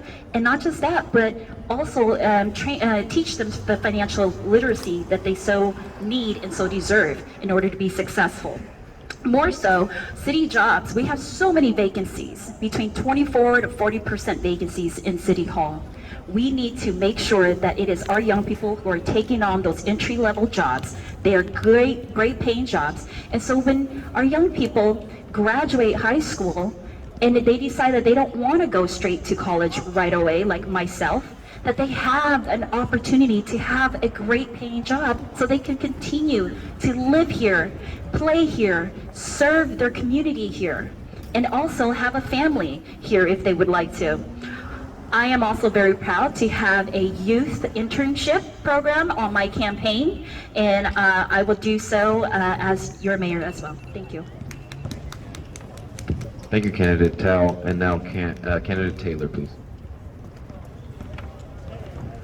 Yes, thank you for this question. As one of, I believe, maybe only two candidates who grew up here in Oakland, this is a personal question to me because I am one of those youth that we're talking about. One who was born and raised here, a product of those who invested in me, poured into me, listened to me, the things that would be helpful as I was growing up, as I was exploring, as I was seeing solutions that could be realized within my city. And so absolutely centering young people is priority for me. And you have seen that in how I have led as a council member. When I architected and co-chaired the Reimagining Public Safety Task Force, we created a youth subcommittee that specifically engaged the voices of our young people and how we can help to improve public safety from their perspective. When it came to how we created budget opportunities, we held in District 6 forums that engaged youth, specifically asking for their input, their ideas. And yes, partnering with the schools, partnering with the city, we have created opportunities for our young people to have career education, knowledge that they otherwise wouldn't have had. And so that will continue to be a central theme as I lead as Oakland's next mayor. Thank you. Thank you, candidate Taylor, and now candidate Hodge. Thank you for the question. As I look out here and I see seniors, I see middle-aged folks, and then behind us are young people. We're all kind of in this together. For me, as a parent of 5, grandfather of 1, and the years of working with the Oakland Unified School District as a board member for 8 years, Freedom Schools, Oakland Fund for Children and Youth, connected to EOYDC out in East Oakland, Youth Employment Partnership, Homies Empowerment. These are all groups I've had the opportunity to work with over the years, as well as the Mayor's Summer Jobs Program as a member of the Workforce Investment Board. When I hear young people in Chinatown, I hear the same things with young people in Sobrani Park, in West Oakland, in the Fruitvale, all over. Kids basically want a better education that's culturally grounded. They want to have job opportunities during the summer and after schools, and they want to have fun. So turf and skate, for instance, is something I saw the other day where kids are skating and turf dancing. If you don't know what turf dancing is, get on Google tonight and check it out. They want safe spaces. They want, you want a demo? Yeah, I'm gonna wait for you to do that. I had the demo at the turf and skate thing. It's hilarious. Okay, and then lastly, art. Young people interested in making art, whether it's visual art, spoken word, murals that go up around town. Those are all the things that young people want, and they want to be safe. I'm giving you 15 seconds back this time. Thank you, candidate Hodge, and now candidate Jordan. Well, I would make the youth part of the solution. As mayor of Oakland, I will bring them into my administration and bring them into our local government in a more active basis and include them and not exclude them. I think most of the youth, they want safe schools, they want safe streets, they want a lot of the things that we need as adults. So I will have them, most of the youth play, I will have the youth play a more active part, a more active role in a decision-making process on the city level. Thank you, candidate Jordan, and now candidate Villanueva.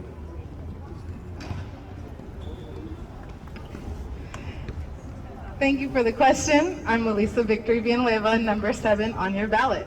This is very important to me as one of the youngest candidates, if not the youngest in this race, but I'm a product of youth leadership, of strong and heavy investments in a special era in this city. My first job was paid in high school with Oakland Youth Together to educate people about ethnic studies, about how our school system was being funded, to go to trainings. They offered me a space to go to retreats the first time I'd even left the city. They provided me with BART cards so that I can get to different schools and visit my peers. We have to have heavy investments in resourcing for our youth, and that's what I will do in my administration. I am a proud sponsor of Oakland Youth Vote, which passed 2 years ago by all of you, our voters, but our registrar has not implemented it. There's a lot going on with our democracy, and I will ensure that those laws, those rights that our youth already have, will be implemented strongly, that Oakland becomes a leader in youth civic engagement. We have a youth advisory commission already. We need to make that commission stronger. We need to have more youth town halls where us as electeds are actually listening to them. We need to make sure that the mayor, that the council has to actually vote or weigh in on the advice that they're giving back to us. When I talk to our youth, they're worried about all the same things we are. They're worried about violence in their schools, around their schools. They're worried about money. Like I said, I worked when I was in high school. I worked to take care of my family. Again, we became homeless in high school, right? They're worried about housing. We have a city-sponsored youth encampments. Right? Our youth are worried and dealing with all the same things we are, but have even less power. They have to be included at the table. Thank you, candidate Villanueva. Thank you. And now we have candidate Lou. Oh, these kids gonna love me. Every park will turn to sizable parks in Oakland. There's gonna be a lot of entertainment, okay? So, and these kids, I was poor once, all right? So when my parents came home, they couldn't possibly take me to any amusement parks. It was very expensive. You know what I'm gonna do for Oakland kids? I'm gonna give them huge discount, like 50% discount on all rides, every park in Oakland, all right? So, and if they wanna learn how to be rich, I'm teaching them how to be multi-millionaires. So they can learn the right way how to be rich like me, and despite where their schooling comes from, like poor schools or up in the hills, it doesn't matter. I will teach them how to be rich and how to be prosperous, and they would never ever have to worry about where they're gonna live, how much rent we're gonna pay. You know, I'm gonna teach them how to buy properties with cash, all right? Just buy it off, like you don't have to rent. Like, yeah. Thank you. Thank you, candidate Lou. Next is candidate Reed.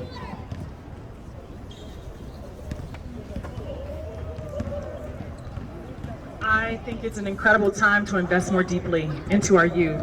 In this last budget, I ensured that we invested more than $500,000 in our youth, community organizations that are serving our youth. I serve on the board of East Oakland Youth Development Center. I've served on the board for the advisory committee for the Crucible, for community education partners, where we work to provide support to our children and youth who are not housed. Our children want to be safe in school. They want to know that they're safe in school, and they want to know that they're safe coming to and from school. I worked in this budget to get funding for our OK program to get our kids home from after-school programs for their parents not to have to worry about. They want to have clean parks. I invested certainly $8 million in the Verdes Carter Park $200,000 in our community parks for skate parks, for basketball equipment, for soccer fields. Our kids want to have activities. Our kids want us to be invested in their jobs. I've hired and paid our interns in our office, and I've supported that our commissions also pay our youth who serve our city. Our youth want to have their vote count. And so we're working with the registrar to allow that vote that was passed for our 16-year-olds to vote to be able to count. And they also want their parents who are immigrants and refugees to be able to count. And so this November, you'll have that opportunity to vote for the non-citizens voting measure that I helped to co-author for parents, 13,000 parents of Oakland Unified School District students who don't have that power to vote to also vote. Our children want to make sure that there's mentorships for them. I serve on Youth Alive, and they want to make sure that there's mentored opportunities to keep them safe with life coaches to help to guide them through life. Thank you, candidate Reed. And next we have candidate Scott. The children and the elders are the bookends of our society. When you lose either of them, things fall apart, like they are now.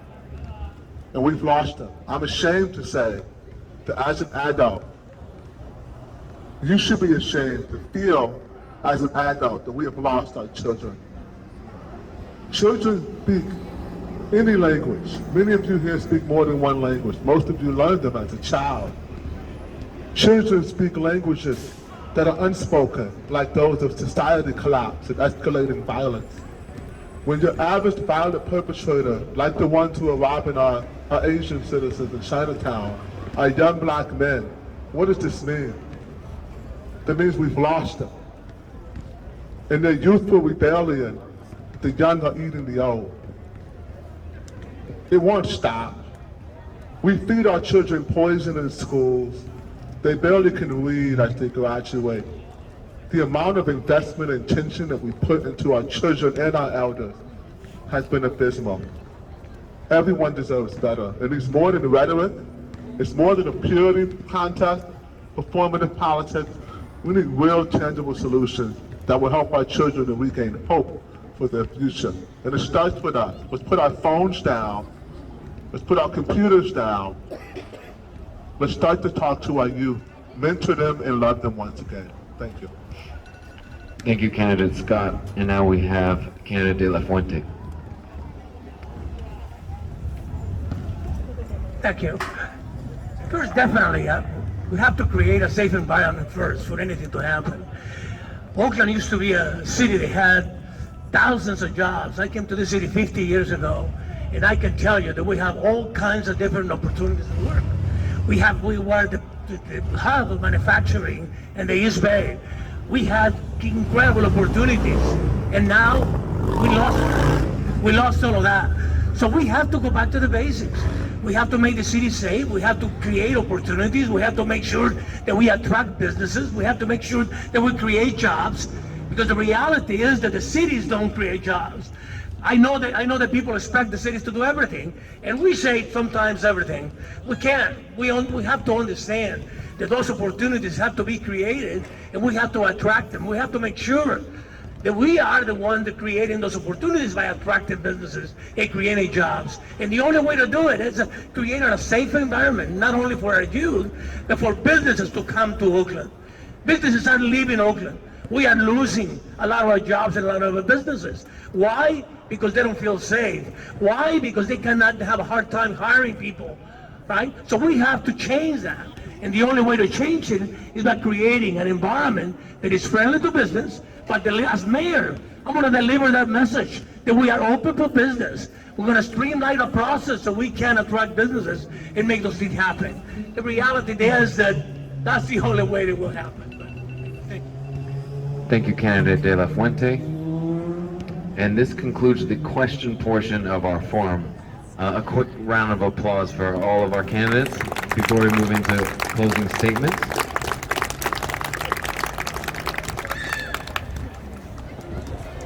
And in the interest of time, we are going to begin those closing statements now. As a reminder, each candidate has 1 minute, as opposed to the minute and 30 seconds that you were just allotted. And to begin, we have back-to-back. Candidate De La Fuente, you're first for closing statements. Thank you. Thank you very much for being here tonight. Like I said at the beginning, I served you for 20 years in the city council. I'm coming back because I can't just stand and watch what's happening to Oakland. Oakland was different. Chinatown was different. Chinatown, Fruitville was different.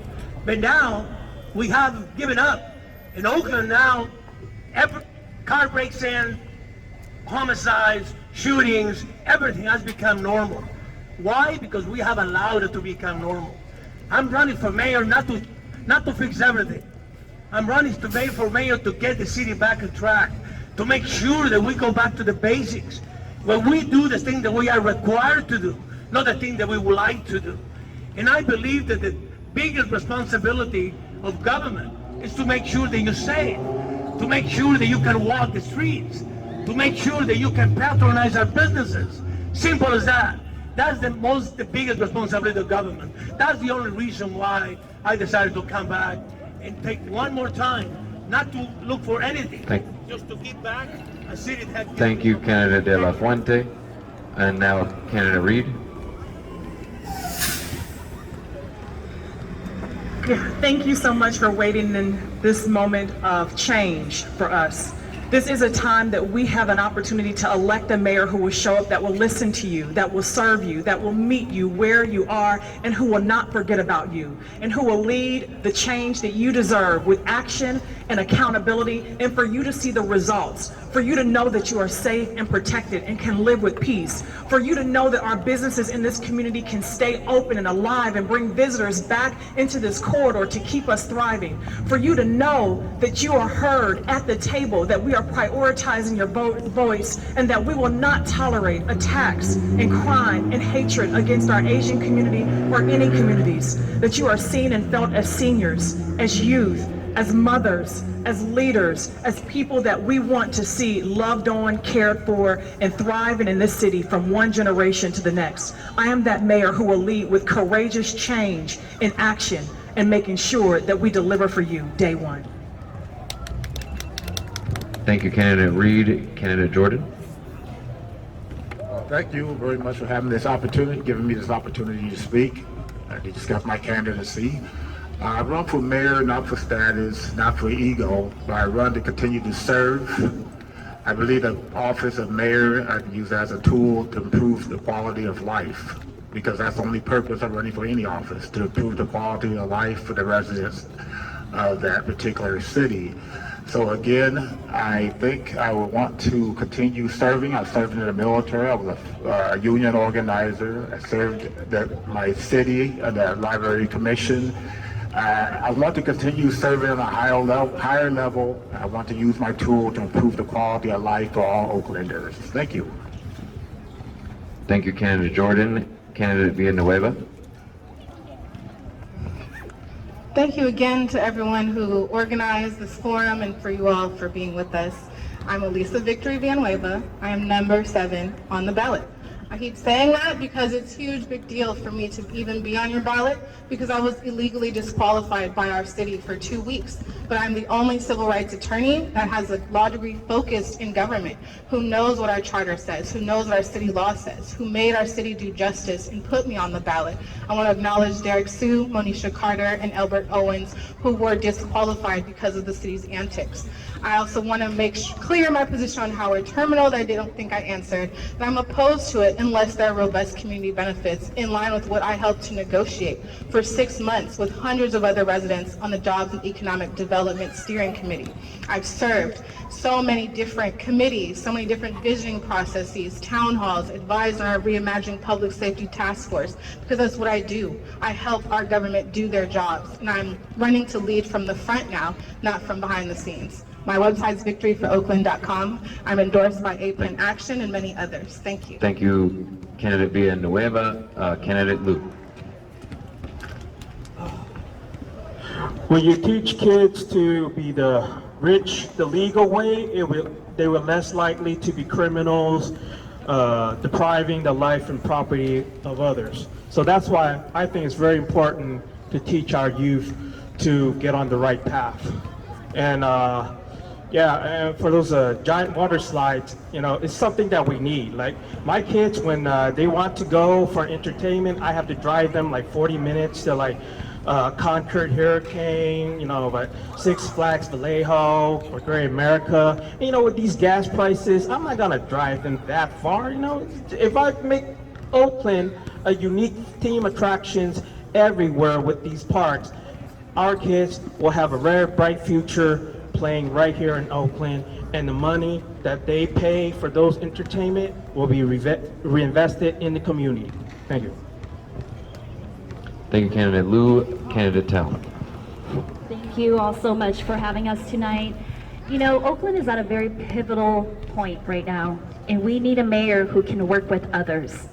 That's the only way we get things done, and I am so honored to be that collaborative leader so that when I am your next mayor, I will be working with the City Council. I'm honored to have the majority of the City Council's endorsements and support, including Councilmember Call, President Bass, Vice Mayor Kaplan, and many others. I am also the endorsed candidate for the Democratic Party. Attorney General Rob Bonta has endorsed our campaign, and Sierra Club has endorsed our campaign. Along with Asian Pacific American Labor Alliance and city workers. We need city workers to bring up their morale, and I could be that person so that we can get services delivered. I also want to say that I am the sole endorsed candidate for Sierra Club because there is coal and pollution money in this race, and picking me on your ballot as your #1 vote means that I will be protecting you from these polluters. Thank you. Thank you, Candidate Tao. Candidate Taylor. Oakland is an amazing city. I know we're all proud to be here, but we recognize that we have real problems and real challenges. When residents are afraid to go out into their neighborhoods, to go out downtown, when they're worried about their futures, we have work to do. In order to address the real challenges that we have, we need a leader who's going to make the tough decisions. Yes, we have to be collaborative, but collaborative by itself is not going to deliver for you. I will be anchored to serving you as resident 1,600 emails, the 1,600 signatures, when you call for help. I will be committed to making sure that we deliver so that all Oaklanders can live, work, learn, play safely right here in the town that you're from or that you've chosen to make your home. Thank you. Thank you, Candidate Taylor. Candidate Scott. Thank you so much for having me. I'll start with leadership is action, not position. So here's what I have to offer you, Oakland. The positions of City Council and Mayor are the lowest level positions we have. They serve exclusively neighbors and local businesses. I don't feel like this office does right now. So that's why I'm running. I'm offering you a chance to hit the reset button. Right? Hit that button on Oakland's politics. I'm #1 on the ballot. My name is Senator Scott. Look me up. You want a real leader who's courageous, whose actions match their ambition to create a city and neighborhoods that are safe and livable? Please vote for me. Thank you. Thank you, Candidate Scott. Candidate Hodge. First, I want to just thank all of you for being here tonight, for taking time away from your families and other things you could have been doing. I want to thank the organizers. I want to thank Joshua for doing an excellent job tonight. We've been to a lot of forums together, and we, got our own sense of like what works. It was very well organized. A couple of things just lastly in closing, I want to say there's one major thing I'm going to promise you. If elected mayor, I'm going to listen to you. I'm going to listen to what you care about. I'm going to listen to what your kids care about, what your seniors, your parents care about, because the only way we get through this crisis that we're in is by listening to each other. Second, if you want to have city government and you want to do the same things you've been doing, you want to see the same outcomes, do not vote for me. But if you want to see a systems transformation, if you want to see us listen to each other, lift up the best ideas, and lead Greg Hodge, you can see more about our campaign at www.hodgeforoakland.com. Please be safe getting home tonight. If you're by yourself, make sure somebody goes in your car or gets you to a safe place tonight, and we love you. Thanks. Thank you, Candidate Hodge. And Candidate Raymond. I'm the working class socialist candidate for mayor, and that means two things. First of all, it means that I am not so naive, and I don't hope that you are not so naive as to think that somebody from on top can produce the changes. It's up to us as workers to organize. Secondly, it means we have to look at the bigger picture. And we have twin disasters heading down the tracks towards us. One is the possible return to power of a fascist-linked president, Donald Trump. The other is the issue of global warming. And any attempt, any pretense that we can make changes here in Oakland without taking those things into account is simply shuffling around the lounge chairs on the decks of the Titanic. So we need to organize, we need to build a working class party, and we need to transform the country into a form of society that really benefits us and is controlled by us as workers. We need socialism. Thank you, candidate Raymond. And as someone whose family has lived and worked for generations here in Chinatown in Oakland, I want to thank you on behalf of our community for being a part of this forum. A huge round of applause for all of our candidates. We wish you all the best in your campaign for mayor. Well, we are about ready to close this evening. Thank you. I'm sorry. I just wanted to echo what Joshua said, and I was personally moved by all the passion and love that each of you have brought to Oakland. And I think that our community is really well served by all of the perspectives and thoughts that you have brought to our consciousness this evening. So, members of the audience, I hope you are all inspired to vote for mayor. If you haven't registered to vote and you're eligible, please do go to the table there and let your voices be heard. So on behalf of all of our sponsors, I named them at the beginning of the program. There are very many across Oakland. Thank you very much for coming. Thank you very much to the audience as well. With your participation through the voting process, we know that your vote is going to be informed by informed opinion, and we'll be safeguarding our democracy through actions such as this evening. So thank you very much. And remember to cast your ballot before Election Day on November 8th, 2022. And a very big thank you and round of applause to interpreters and those running sound in particular. Thank you so much. Andrew, go ahead. Thank you so much. To all the candidates, if you want to stay for one photo with all the group, the event organizers this evening, we're going to do it really fast. Anyone who is on the steering committee or who helped organize tonight, please come up. We'll do one quick photo and then we will let the candidates go and we will do our cleanup. Yeah, please stand in front of this horseshoe area right here, inside the horseshoe area. And I have one more note. There are actually 5 spots for you to mark on your ballot in the ranked voting system. Not just 3, but 5. So mark your top 5 choices. Okay, thank you. Well, all done, folks. All done.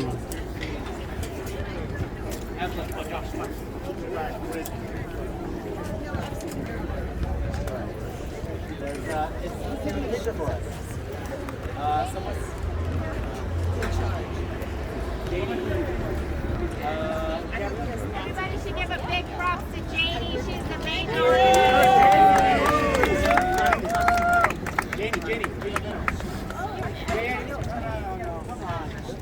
Okay, thank you. All right. Smile. Yes. Okay, one for the woman in the polka dot. I can't get back far enough, I'm sorry. No, you're good. Excuse me. He's the first serious I mean, the first one's cute.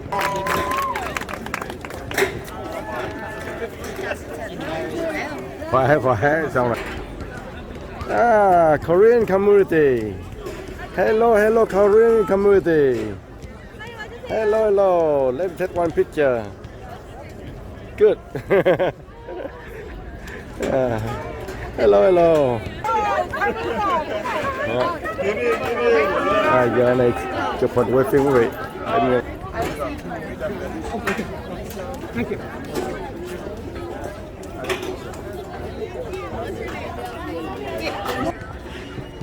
Yeah, vậy là xong quý vị.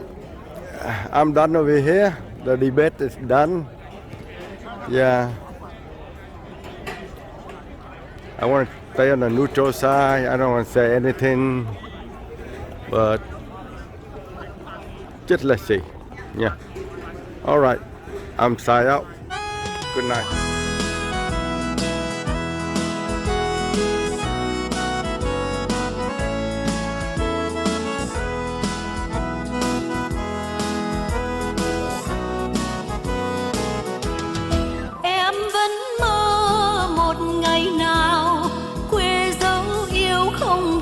Công thu trên con đường mòn sau cơn mưa chiều, anh ôm đàn diều em đi dưới trăng. Ta đứng yên nghe rừng thì thầm, ta ngước trông sao trời thật gần. Anh ôm cây đàn, anh buông tơ trầm, em ca bài mừng quê hương thanh bình. Rồi bình minh tới anh đưa em về làng, này bà con đón kia anh em chào mừng. Thôn quê tưng bừng muôn chim reo hò, hàng người vừa về sau chiến tranh. Rồi hoàng hôn xuống ta say men rượu nồng, họ hàng trong xóm thay nhau nhiên hứa hồng. Sương răng miệng mùng đêm sâu chập trùng, xóa ngục tù xiềng gông bao năm. Em vẫn mơ một ngày nào anh với em chung tình bạc đầu, trên quê hương nghèo trong khu rừng già, trước mái nhà cờ vàng bay phất phơ. Bên mái hiên ta ngồi chuyện trò, khoai nướng thơm hương tình ruộng đồng. Con thơ ngoan hiền ê đánh vần, VN là Việt Nam kiêu hùng. Rồi ngày con lớn con ca vang tình người, hòa bình nó ấm con ca vang tình đời. Thầy cho mẹ hiền, thầy cho cha già, suốt cuộc đời hòa lời ca đấu tranh. Rồi ngày con lớn con đi xây cuộc đời, màu cờ tổ quốc con tô thêm rạng ngời. Quê hương thanh bình muôn dân yên lành, sống cuộc đời tự do muôn năm.